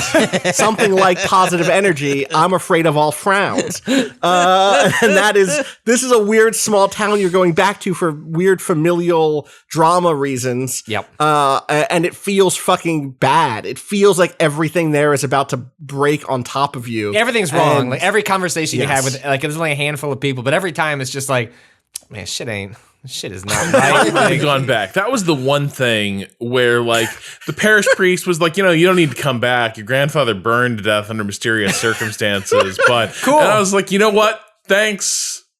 You got this? Good. You got it? Good. But I'm going to stay here, not in the mountains of Switzerland. I'm all right. Yeah, but the story is great when you find out what is going on and the nature of the town and the secret of the town and like that involves your grandfather. It's really good. The storytelling is fantastic. There are 5 different endings. There are like multiple points where you can there are both like moral decisions and one that is kind of a puzzle. That I would love to explain, but don't want to spoil. Maybe at some point we can circle back to it because I'm in the middle of interviewing the developer, and I want to unpack like there's a final sequence in the game that's like really fascinating narratively. I got a bummer. Things did not work out well. There are multiple endings. 5, yeah, 5. 5. Okay, well that's interesting. And mine was great. I fucking love it is some Twilight Zone ass shit where it's just like, well, okay, well that's unfortunate for multiple people involved. But it was very satisfying. Like had I not known there were multiple endings, I would have accepted that ending as like it doesn't feel. Like often games that communicate that they have multiple endings, your impulse is then, well, I need to go see what the other doors opened. And this game has not been covered. Like, there's not even good like YouTube walkthroughs. So I couldn't even like just immediately go to YouTube and be like, show me all the endings, because no one has done that. If someone could go and do that, that would be nice, so I could see it. But if I never see any of the other ones, I felt such satisfaction and resolution at the end of it, even if it went, quote unquote poorly. It felt so narratively fitting for the journey that my character went on. And it's again, the mechanics are a little rough, but I think it's worth muddling through. I believe you can also like turn down like the difficulty of like the encounters don't mean all that much. There's like again, there's this snow sequence that I think is the most powerful sequence in the game, is the scariest sequence in the game. And like that one worked for me the most. There's kind of I would say, I'd be curious if this one worked for you, because there's some Mr. X vibes happening, but in a much different context. But I think that would scare the shit out of you. Presumably the difference is I'm not going to... there is combat in this, right? So it isn't... Yeah, that's also one of the funnier things is like, again, like I remember the first time that I snuck up on a walking barrel of hay monster, which is much scarier in practice than in description. But not by much. Not by much. And the first time I encountered, like the way they work is at night, basically. At the daytime, no enemies. At night, you'll get some enemies. And they have like, I don't know, like lights emanating from their eyes. That is how they kind of like scan the environment. And they have some kind of haunting noises associated with them. So you're kind of either supposed to, you can avoid them entirely, which is totally fine. You don't have to kill anything in this game. You can use your matches to light like lines of barrels of hay that will like often slowly reach them and then light them on fire. Or you can hit them with this, pitchfork. And when I like snuck up behind them, and the pitchfork is you don't just hit like the mouse button and then it goes forward. You hold it and then you wind up. Like you're going, whoop, like I'm getting this pitchfork ready for this motherfucker. And when you do it, it's like boom, and it goes like bonus sneak damage. And I'm like, what? That's incredible. That feels like very out of vibe. I thought it was very out of character for like. And again, there's not like you pick up the pitchfork and like often in a game it'll be like, hey, let's explain what you can do with this pitchfork. Like pause. Like, hey, if you sneak up behind them, like you're gonna get like bonus damage that like can preserve this pitchfork that you can only hit with like 4 times before it breaks. No, it's just like out of nowhere. It's just like, it's like on like, I wouldn't be surprised if there was an Unreal Tournament voice. It's like bonus sneak damage for fucking up this walking pile of hay, bro. Bailed out. That's very good. But somehow it fits like it all. I don't know. The whole game has a vibe that even though that part like doesn't feel like it's I don't know. It all still worked for me. I think it's a really spectacular piece all right. of I'm game gonna design. fucking play it. It's short enough that I played it in like hour chunks. Like the game has like first day, second day, third day, and I would just like play a day, put it down, and then there's like a very clearly like last day, and like you're at the end. And I 100% think it's worth going back to see it through because again, like when find out what's going on, and I want you to experience the snow sequence to tell me what you think of it. It's also I bought it. good. Like it's not like I don't have it. You know what I mean? I just need to play it. I just need to be like, okay, today the thing I'm going to do is play this game. Is this game on Game Pass too? Did someone? I don't think it is. No, but it's on Xbox. It seems like a good. I don't. Genesis Noir is the one that. Did go on Game Pass, I wish it was on. It is the kind of game that I wish was. On Game Pass because I feel like it's Game Pass is just a wild thing. I'm looking at the recently added on Game Pass, and what a weird collection: Crisis 3, Narita Boy, Genesis Noir, Pillars of Eternity 2, Deadfire. Outriders. They just bought that 2 weeks ago. We're just like, I don't know, put that shit on Game Pass too, I guess. Like, wait, is Outriders? it? You didn't see that? Wait, what? Yeah, wait, not Outriders. That new the new Square game. No, Octopath. No, the Square Enix the loot game, the shooter game. You missed this 2 weeks ago. They were just like, yeah, fuck it. I don't know. Microsoft wrote a check, and it's just on Game Pass now. That's wild. That's the right price for Outriders. It is. I'm ready to pick up my Outriders save, which I think is today. Today or yesterday. They just added that shit on Game Pass out of nowhere. Wow. Which I think they do all right. I think they just identify. All right. Well, I think I think you see Microsoft do a shitload of that this year with like all the AAA games getting delayed. I would, the best thing they can do to fill their lineup is like, I don't know, here's a check, put it on Game Pass. Shit. But it's just to say that Mundon is it only on Game Pass on console? It's not on the PC Game Pass. I think. That would be strange, but I guess that could be true. The PC version is not available on Game Pass. I bet you there was already some deal in terms of placement somewhere else or something. Is that on the Epic Game Store? Is that why, maybe? I don't think it is. I think it's on Steam. I think it's on Steam. Anyway. But like something like Game Pass creates a low risk investment for people. I mean, that's it's the benefit of a subscription services. It's 100%. You can put shit on there that's in theory more experience. And like Mundon is like it's got problems. Like it's a little wonky. It's really rickety. But like what it does well, it does so well, and it is the kind of game that I would so benefit from just someone not having to go pay whatever $10, $15 for it, which I think it's absolutely worth. But I totally get why someone would be like, hey, yeah, okay, maybe I'll just go watch a Let's Play. Or whatever. And if scary games aren't for you, like, go do your thing in that regard. But it's the kind of game that like I can see a lot more people taking a risk on if they're like, oh yeah, it's just on Game Pass. Like I'll just fuck around with it. And I think it would find a bigger audience that way. So I hope it ends up on something like that at some point because I feel like it's going to be one of those games that at the end of the year, a handful of people will be like, this is the best thing I played this year. And it has like 75 positive reviews on Steam. Well, they're at 136 right now. So needs more. Okay. Let's pump that up. Get over there. I'm going to go over there. I don't write reviews on Steam. I don't write reviews for Waypoint. I write reviews on Steam now for games that I'm trying to Anyway, Mundon's very good. Mundon's very good. All right. I'm going to take a dip in the question bucket is there anything, Rob, did you want to shout out Dorfromantik? It's a super quick shout out. It's a tile placement game, puzzle game, and it is very cute, very chill, very meditative. It's so chill, and also I wish I was better at it, which is a weird feeling. It's super forgiving until it's not. So here's the catch. So you just put down little hexagonal tiles, and village goes with village. Bonus points for creating big villages. Bonus points. Oh, look at all these fields I have.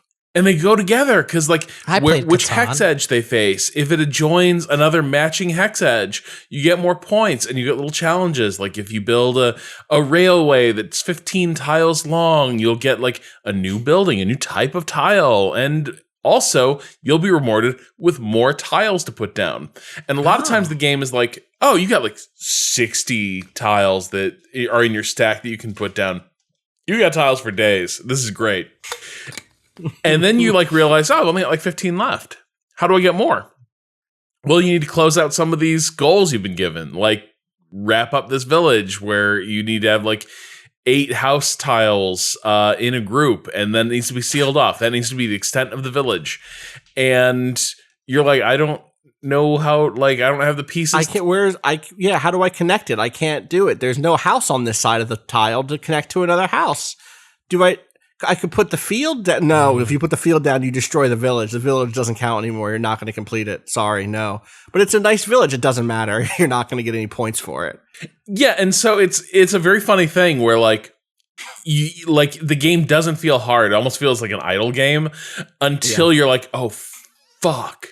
Like I need to build this railway, and none of the railway shit lines up the right way. Like my nightmare. My railways and my rivers are the most hideous things you've ever. I watched the trailer for this game, and they show you this beautiful running river. It's so pleasant, picturesque.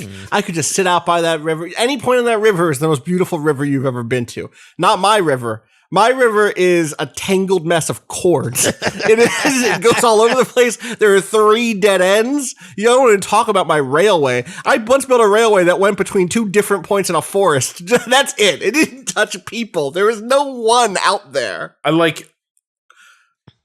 So there's 2 things. One, like I got a railway junction once, and then I got nothing but really bendy, twisty, like railway turn tiles. So I had a railway junction that was just a knot, just a big fucked up knot of railway, and didn't go anywhere. It was like normal railway, like track. That's an art piece. That's an installation piece. Is what that is. Yeah, it's a monument. It's an ironic comment on shipping logistics. Yes. But then I got this hex today that. It turns out there's a hex that I'm just legit afraid of. It's a twisty river and a twisty railway, both on the same hex. No. Yeah. And so I was like, I gotta put this somewhere. So I just kind of like put it on a river, and I was like, I hope I get the railway pieces to make something of that.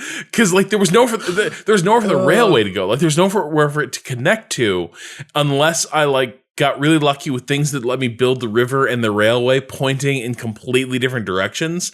And that was like my moonshot. I couldn't do it. And so we should be clear, like this is not a game. This is not Mini Metro. This is not SimCity. The trains don't matter. This is not a game about managing a place. It's almost like a paint by number, or not paint by number, but like a clip art or something studio where you're putting things together based on these tiles and ending up with a really pretty place, and you're being scored on how well you put it together according to rules and mini challenges and stuff.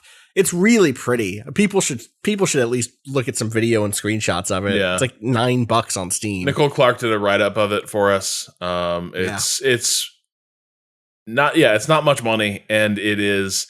At first, I was underwhelmed, and then I was like, "Oh, this thing does have little teeth. This is actually a really tricky little puzzler in ways that are surprising." Yeah, totally. All right, I'm gonna take a quick dip in the question bucket. If you have questions, you can send them to gaming@vice.com. This one comes in from Ben, who says, "How long do you microwave your ice cream?" Okay. So I'm familiar with this practice. I don't have a microwave. My dad does this. So. Yeah, I also don't have a microwave. So Rob, you'll have to take the lead on this one. Okay, so the answer is I don't, because I really like shaving just stingy little scrapes of ice cream off just a block of just icy frozen. Oh, that's my favorite Patrick part. is beside himself. Where you gotta fight for that ice cream. It's like I can't even get a good spoonful. I just get the most delicate little shaving, and it just evaporates on my tongue. Oh, the ecstasy! However, I've bent the third spoon trying to get this ice cream that's been in here. Now I'm coming around on it because when my daughter is the one who probably eats like the most ice cream on a regular basis, and her little spoons, like I usually I'll use her spoon to get it out. Those are not as strong as the normal spoons. I like broken like 2 of them, just like getting that shit out of there. But still, nonetheless, I'm not microwaving the ice cream. I just deal with the bent spoon. So some people do that to soften the ice cream so they can serve it. Yeah. Okay. Some people love the ice cream soup. Excuse me? And so, oh yeah, there's Kato, there are some sick people in this world, and one of them is my dad. They love mechanics and they love ice cream soup. God damn My it. dad nukes the shit out of his ice cream so that there's Hold on. What does that mean? Like, are we talking a minute? Are we getting warm? Well, it depends. Like, we're talking like the Edie's like big tub thing. Are you talking about? Yeah, you're not pint? saying. You're saying the whole box goes in. Yeah. For him, and then he hits Mike. So it's not that he's taking it out, taking and the then bowl, microwaving and then it. microwaving that into a puddle. No. How does it not leak everywhere? I think it does. It does. No, it doesn't. Like these things are pretty well sealed up. Okay. All right. Okay. Like the construction, the drum part is a pretty durable cardboard, and then there's like the base wraps around. It's pretty tight. Okay. Point is, so my dad will like nuke it, and it gets super soupy, and he can just haul that out, like puts the serving scooper in, and like just comes out big chunks because like it's soft, but like.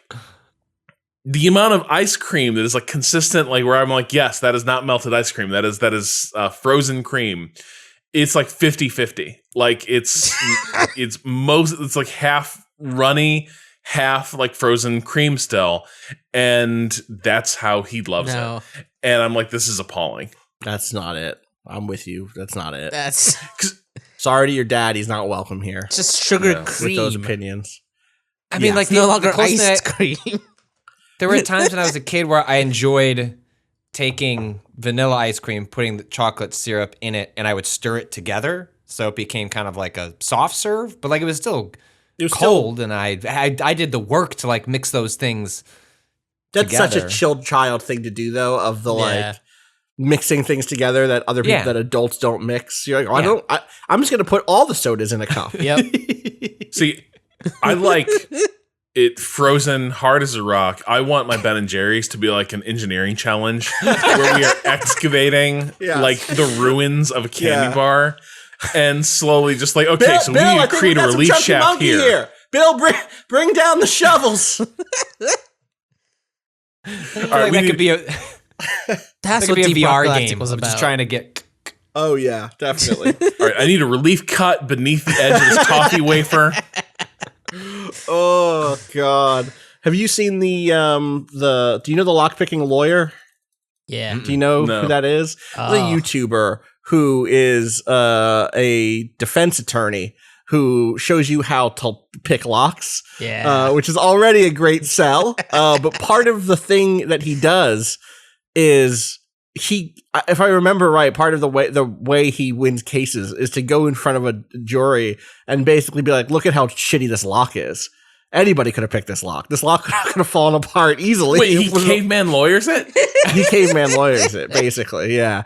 Anyway, he has 2.8 million subscribers on his website or on his YouTube channel. Wait. And it's very fun to watch him completely take apart these locks. It's great.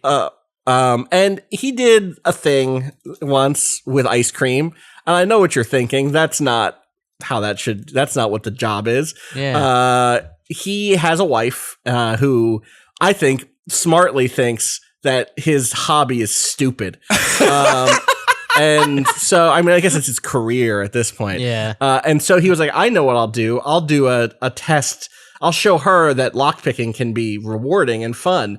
And I'll take her favorite Ben & Jerry's and put this Euphora lock on it, which is a type of Ben & Jerry's like branded lock. You can lock up your Ben & Jerry's and put a code on it, which is, I'm sure it was a funny gimmick thing.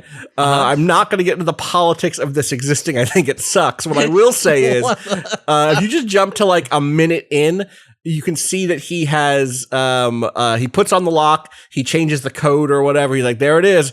And then we'll see how it goes. And it's like, all right, the next day.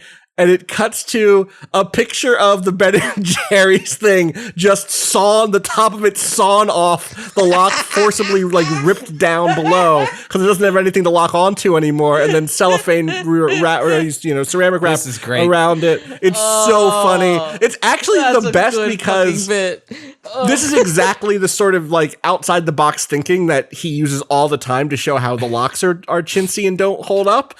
And the fact that she just does it to him is just incredible. Queen shit. It's the best. The top voted comment, you're sharing a home with a master thief. So hold on though. So he's going in front of like juries and being like, the prosecution's case is like this master lock. And just like fucking with it as he describes how the case falls apart, just like this lock. No. I think it's specifically my.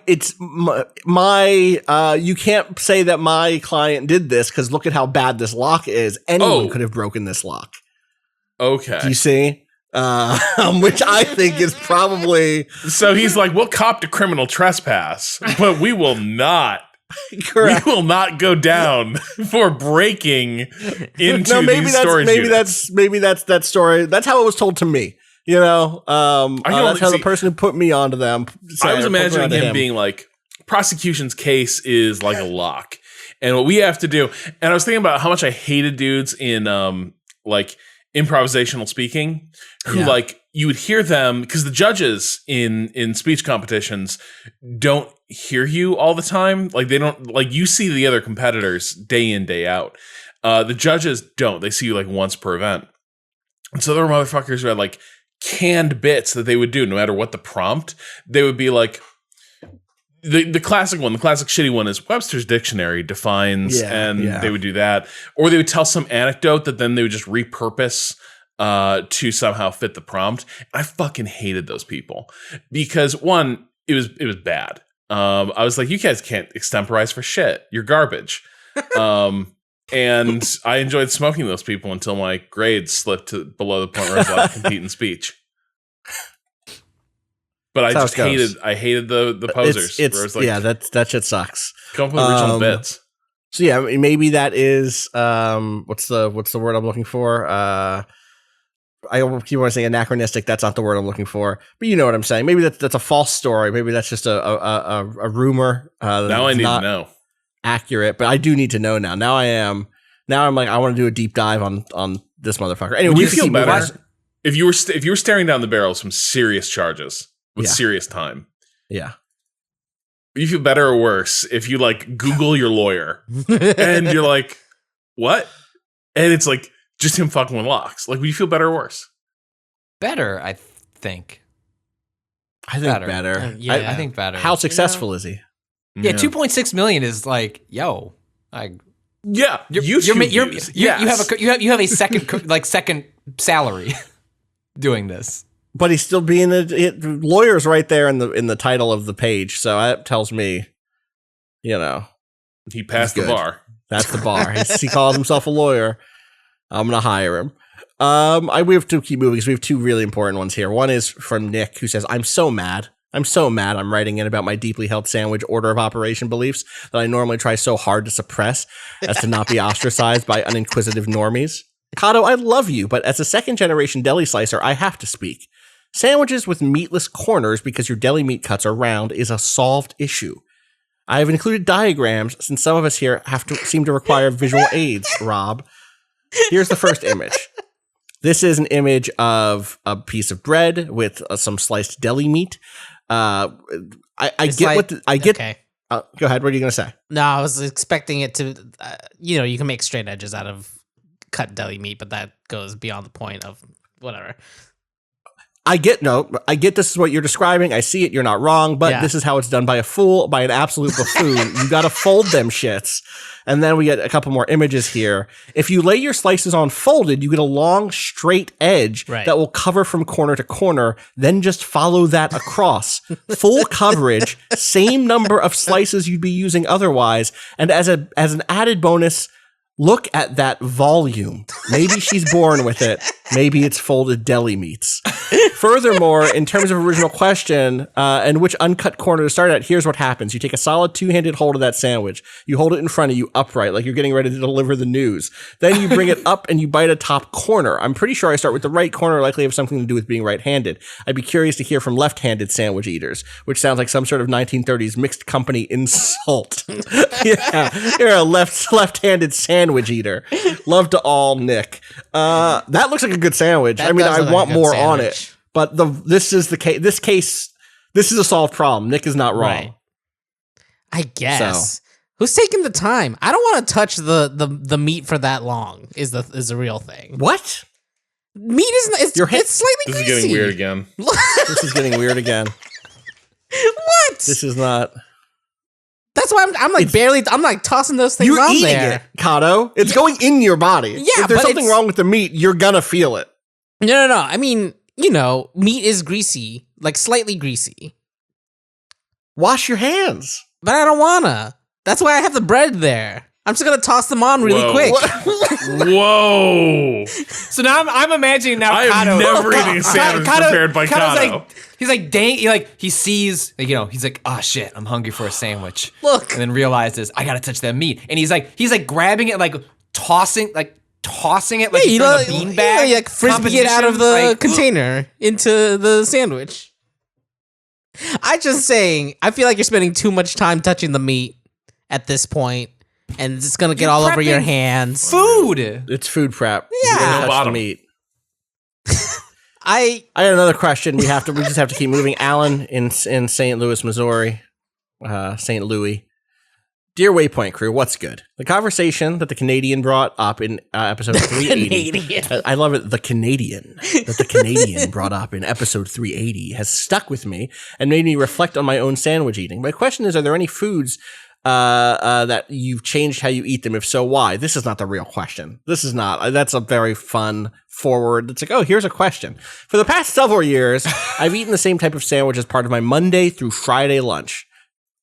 I'm going to just show you an image. And I'm going to read. I'll have. Wait, hold on. Alan. Am I interpreting? They're eating this every Monday or every day? This is every what they eat day, every Monday day. through Friday. This is their All Monday through Friday lunch. To make it, Okay. I start with a slice. Oh, A slice. that's just of a salad. I start with a slice of whole grain bread with a thin layer of spinach, just to cover and act as a barrier Thin? for any possible meat juice. I Next see is the a single thin layer, yeah. thin slice of turkey that is about 1.5 the size of bread, of which an edge can be folded over so there are no dead meat zones in the sandwich. Thank you, Alan, for getting the email from Nick. The turkey is followed by a generous 3 to 4 inch pile of spinach. See Figure A in the attachments. It is finished off with sriracha on the twin slice of whole grain. I know this is a weird sandwich in bold, says Alan, and I eat it weirdly too, since it is so great. tall. You need to understand how Keep tall going. this is. This is how very tall. How do we want to describe the tallness of this sandwich? Okay, well, so there's some mason jars in the background, or those might be Fido jars, but there's like some taller one. There's a taller one in the background, and the sandwich is about half that height. Like, it's, yeah, easily. like we're talking like a 6-inch sandwich here. Easy. In height. And I eat it weirdly too. Since it's so tall, cutting it diagonally is a no-go. As a top bread slice would lead to a side and fall off. Trust me, I've tried it. So I eat it by starting on the corner and continuing to circle the center until it is the last piece to eat. Again, I do this because the center circler. has the most. I do this because the center usually has the most spinach leaves. I created the strange sandwich for its many health benefits. Thank you for intellectually stimulating critiques of media that shape the culture around us. Alan in St. Louis, Missouri. I didn't even notice the turkey. The first no, 5 it might times as well I not looked be at there. this. It's just that's just texture. Yeah. This is a At some spinach point. sandwich. Yes. This is turkey become condiment here. Yeah. Well, this is an inverse sandwich because for most of us, Right, the turkey layer would be maybe not that thick, but that's the predominant, You're like, yeah, element that's of the sandwich. And then the like volume Kyle- again. yeah. And then you're putting on a layer of greenery, and like they've just turned this around. God This is damn. this is just like a weird salad. Oh, sorry, Rob. Yeah. I would probably just blanch or saute that spinach. If I want that spinach, I would probably just blanch and saute it and maybe dress it up a little bit. And, Sounds like your hands might get dirty though, Rob. Yeah, you don't want that. True. That's why You don't want to use your hands while you're eating lunch. Look. You want just love to grab a hold of a big prophylactic bread slice. Just got to get my lunch gloves on. God. One more little one here, Rob. This is for you. This is a ironclad defense force. Someone with multiple hundreds of hours in the game in Slay the Spire. I feel like I felt it necessary to come to the defense of both my main man, the Iron Lad, possibly my favorite class, and the Snecko Eye. Your besmirchment will not stand. I will correct it with facts and logic, or perhaps a long-winded ramble. Only you can say for certain. 1, the Ironclad rips and is definitely not the simplest class. Don't overlook the suite of cards that use the exhaust mechanics. Feel no pain, fiend fire, true grit, etc. Destroying your own card spooks a lot of folks, but the effects are spectacularly powerful. And 2, the Snecko Eye also rips. If you build around it, the +2 draw provides vastly more consistency than the randomization takes away. In fact, randomizing the 2 to 3 cost cards means it costs less on average, not more. So make sure you pick up those high cost, high impact cards, and you will be loving life most turns. Sometimes the Snecko Eye do just be a Snecko Eye. I just wanted to read this one. This comes in from PC on I almost said on PC, but that's just the person's name. PC via email. But on the Discord, there were lots of other people who were saying, oh, the Snecko Eye is great if you build around it by just getting expensive cards, because then your economy gets better. So, Rob, take that knowledge into your next Slay the Spire run, please. That's I'd like to hear your further improvement down that road. I hear one more. Sabrina writes in with something I have a good answer for. Hello, Waypoint crew. Regarding the recent bread discussion, I didn't have any strong feelings on bread directions or orientations, but immediately realized I do eat sandwiches right side of the house to left side. It lets you navigate the bumpy top at your own pace, which is very funny. It lets you navigate the bumpy top at your own pace. More importantly, if I get a pickle with my sandwich, I always eat half the sandwich, then the pickle, then the other half. Also, fortune cookies. Eat half the cookie, then read the fortune, then eat the other half. I don't know when I decided to do this. I don't know why I decided to do this, but I am committed to it now. Love the show and food question bucket. Thanks, Sabrina. I cannot agree with this pickle eating situation. Wait, what's your pickle eating? So you eat also it have with some it. sort of... You eat it with it. Like you take a couple bites, you go back and forth in equal measure. You go back and forth. In equal measure. Mix them up. That's the point. Mix them Otherwise, you're just eating a pickle in the middle of your sandwich. But I also could... eating a pickle is a nice thing. Yeah, it's fine. But when you're having a sandwich and you want a pickle... Let's not forget that eating a pickle is a very nice thing all on its own. But then you would just have a pickle. If you have a pickle with a sandwich, the point is they mesh together well. Honestly, this is why... They do mesh together. They bring something out of each other. Yeah. That's why some sandwiches have pickles on them. Yeah, they should always do that. I don't understand the pickle spear as a separate thing. People don't like pickles. That's why. Well, that's fine. Because I just don't get a pickle at all. Because you go out, let's say I go out to dinner with my friend, Holly. Holly doesn't like pickles. And now she gets to say, hey, do you like pickles? And I get a pickle. If it's on her sandwich, I'm not going to touch that. That's a meat hand situation. Yeah, right. You don't want to. All right, Pat, I just want to say one quick thing about the pickle spear. Yeah. On like a hoagie roll or something, the pickle spear something makes a whole lot of sense. Like, right. Or like a hot dog. You have a beautiful like Vienna beef hot dog, and you just put that pickle spear, and you got pickle with every bite. Slice. And just a slash of mustard. Oh, heaven. Slice the hot dog lengthways, wedge the spear. Wedge the pickle in. Wedge the spear in. To the hot dog. Y'all saw the hot dog, the corn dog pickle going around yesterday? Yeah. Excuse me? Y'all didn't see this? I didn't see this. No? I'll see if I can find it real quick. But does anyone else have food rituals while I'm trying to find this image? Like, the thing is, I definitely do the same thing. Not the same thing. I also have a fortune cookie thing, which is if the fortune cookie is broken already in the bag, it doesn't count. Oh, 1 second. Let me just start. Fortunes aren't real. This isn't a real thing. Sure. This isn't. Okay. However. Already starting aggressive. However, if I had a fortune cookie and it was broken in the bag, that fortune doesn't count. That fortune the magic seeped out because the fortune cookie broke. The only way a fortune counts. Specifically? It's not bad. It's nothing. It's mundane. Sure. It's less than. It's the magics have left. Yeah. There is a way to get bad luck. I'll get there. The proper fortune cookie eating habit, and this is 100% developed by me as like a 12-year-old, and I've kept to it for the last 24 years after that, is you open the fortune cookie, You have to eat the whole thing. No crumb. Like everything has to go in your body. Then you read the fortune. Then that fortune becomes true. Anything less than that, because you have to show full commitment and devotion to the fortune cookie. Too. This is what you were told. Yeah. See, I just arrived at this intuitively. Do you snap it with your hands? I think actually speaks to the power of the fortune cookie. What are you saying? Do you snap the cookie with your hands?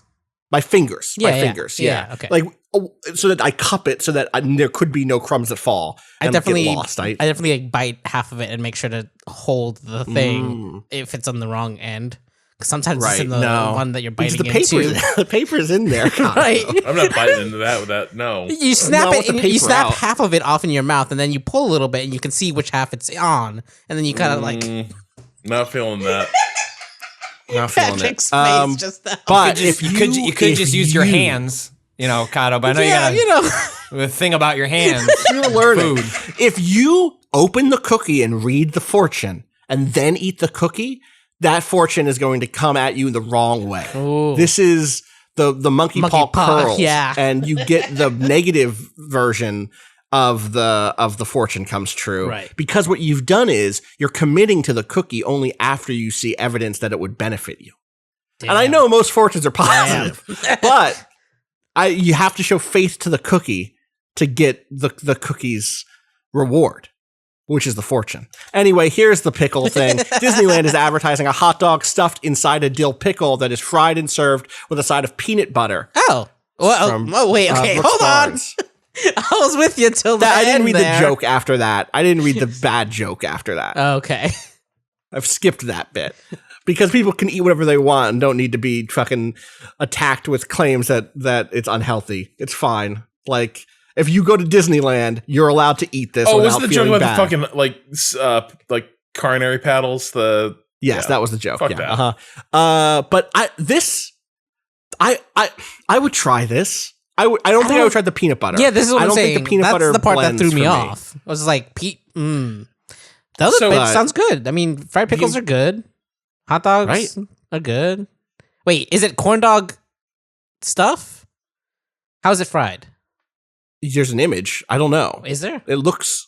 Yeah, I posted it. Oh, I posted it in the wrong channel. I posted it somewhere else. Okay, so this is important though. Is that does look like corn dog? That looks like corn dog. Ooh, I don't know about that. They roll it in panko? Maybe. Who knows? I think it looks good. I don't like corn dogs in general, so I've never had a corn dog. This is a huge missed spot for my Americana food stuff. I know this is a big Midwest like carnival / fair thing in my mind. I need to get you to a state fair. Yeah, I was gonna say, never been to a state fair. What? I've been to carnivals. I've been to carnivals and boardwalks my whole life, but I've never been to a state fair. I've been to the 4-H I've never been to the boardwalk. So even carnivals haven't had this for you for some reason.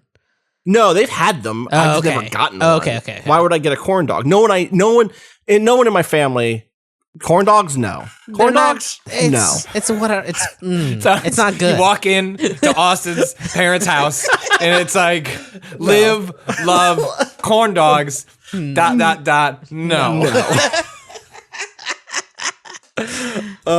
Anyway, that's our food talk for the week. That is going to be our podcast for the week. We'll be back next week. Fried batter. If that was just fried batter, the way that you fry a pickle, I'm all in on this. I think I don't know about the corn. This seems the sweet corn dog. I don't like corn dogs in the first place. Corn dog is sweet? Slightly. Well, it's the breading. The batter can be very pancakey. Yeah, it's like corn. Like corn is it's sweet the way that the corn is sweet. Stone. But I don't. I'd still try this. This looks. This is a corn dog. It's intriguing. Is a corn dog a crepe? I'm not doing that. I'm not even. What year is it, Rob? No, I don't think it's thin enough. I think there's too much. I would agree. Right, like it's too much dough on that. What really interests me is the peanut butter. There's too much dough on that pickle. Somebody thinks that peanut butter is going to complement it, and peanut butter seems like one of those things where it works in surprising places. That's true. It also depends on the peanut butter. I feel like is that because here's the thing that I've been struggling with food wise recently is like I didn't know people that sugared peanut butter existed. I always just assumed what Well, like we always got like the whatever. So you never like, even encountered like Peter Pan? I mean, I've seen Jif? it. We've just never had it. Like You've never had it. Like Okay. as a kid, like my mom was always very like, we're gonna get these ground peanuts. It's gonna be great. Right. And so like Oh, I didn't damn, so you've been living know. the life. Your whole life you've been living good. Yeah, Clean. no, I love it. And like Real the first shit. time I encountered it recently, I was like, wait, why does this off? And I looked at I accidentally bought a jar of it, not realizing that it had sugar in it. And I was like, this is gross. Why? Yeah, it's too much. Who did this? I'm trying to put jelly next to this. This is too Right. sweet altogether. 100%. So That American palate. I think that if that's sugared peanut butter, I don't know. I think just like But you're saying if it's just good old fashioned, just peanuts real that are ass crushed, peanut maybe a little butter, salt in there. I think that could work. Yeah, the salt. I see that. yeah. All right. Well, on that note, we're gonna wrap up. We'll be back next week. I hope everyone has a safe weekend. I'm happy that here in the part of the world I'm in, the weather is getting warmer. Feels like Yeah. it feels like we're getting through it. We're getting through it together. God damn it. You can find me on Twitter at Austin_Walker. You can find everything we do, twitter.com/waypoint, waypoint.vice.com. Patrick, where can people find you? Find me getting mad because I briefly looked over at Twitter and someone posted a fake thread that was Bloodborne Complete Edition coming to Steam this summer, and my heart's literally It's not. Today's that skipped day. a beat. Yeah. It's not Skipped a doing beat. that. Today's It's that April fucking Fool's. day, isn't It's it? April Fool's. No, I know We're recording on that, April but like Fool's. I didn't. My eye just like glanced while a conversation was happening, saw it. Heart skips a beat. Brain catches up and goes, "Oh, that's just someone being an asshole." Fuck. Add Patrick Luppick. Outriders has beaten the peak of Marvel's Avengers on Steam in just a day. Both works That out for tracks. Square. No, each 38 way. minutes. Took 38 minutes. Yeah, you're right. Yeah, true. That one probably cost a lot less to make. Almost certainly. Rob, where can people find you? At Rob Zachney. I want to shout out this piece, Gabriel Knight creator Jane Jensen's successful second act, erotic novelist by Duncan Fife, one of my favorite games writers over on waypoint.vice.com. People should go give that a read. Jane Jensen has had a wild career, and I think that the story of like what came after the stuff that everyone knew about in terms of early games work. When I say early, what I really mean is foundational games work with Gabriel Knight. You should go read that story. It's really fascinating. Is there anything else people want to shout out on the site? I'm sorry, I'm really distracted by Mina's growing distemper. Okay, well that's fair. Just, You know I what? That's fair. had a feature earlier this week. They went up about Amnesia Rebirth, in which the developers found that a surprising number of their audience could not empathize with just playing a pregnant woman, which is like that's the character you play in Amnesia Rebirth, and they were pretty taken aback by that. So I talked to the developers about what it's like to like have a portion of your audience just be like no to like Jeez. a person, And not just to a person, to a type of person, Yeah. of which there are billions, have been billions in our Yeah. lifetime. Can I? Look, I sympathize. Sometimes you just do not want the reality of human reproduction forced down your throat. Why you gotta put that in the game? Yeah, Be you know, for like it. this quote that I have from all you have to do is go to like the negative Steam reviews, and like this is like predominantly. And it's funny because like I think Amnesia Rebirth is like not that great anyway. Like this is like that's not the hill you had to die on. There's like a lot to critique in that game. This one person wrote, and see if you can the phrase that like picked up on Twitter yesterday or earlier this week when I was sharing was, I'm not an anti-natalist or anything. The furthest you could get from it, actually, I plan to have many children. But to me, these kinds of stories always come across as cheesy and forced. And I introduced a lot of people to the phrase anti-natalist. Anti-natalist. I didn't know was a thing, but you know what? It's the internet, so... Somebody on Twitter pointed out how exquisite the "I plan to have many children" thing. Just what an exquisite aside that is, too. Yeah, I should note it's in parentheses. It's not. It's not even. I also shout out, Patrick, you did an interview with the developer of Fatum Betula, right? This week? Yeah. Which is that PS1 horror game we talked about a couple of weeks ago. not an actual PS1. PS1 inspired, or or low poly, early 3D vibes. That I thought that was pretty interesting too. So go give that a look. Also, Yeah. That's going to do it for us. Thank you to Bowen for letting us use the track Miss You off the EP Pale Machine. Find out more about that, waypoint.zone/BOEN. We'll be back next week with more Waypoint Radio. Until then, fuck capitalism. Go home.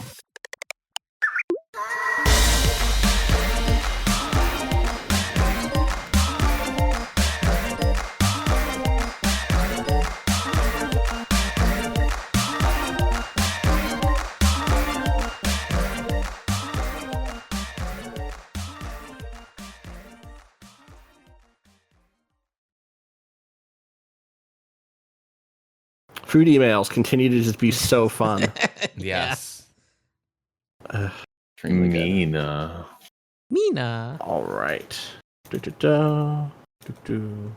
in a thaw mode because she's been eating bland chicken and rice now for like 3 days. And stomach thing. Yeah. And so she doesn't understand why, like, she feels fine. So why are we continuing to punish Mina? Good question. 1,000 years of prison. Yes, exactly. You kicked me yet? Yeah. You kicked me now? All right. Take care. Y'all. Peace. Bye, y'all.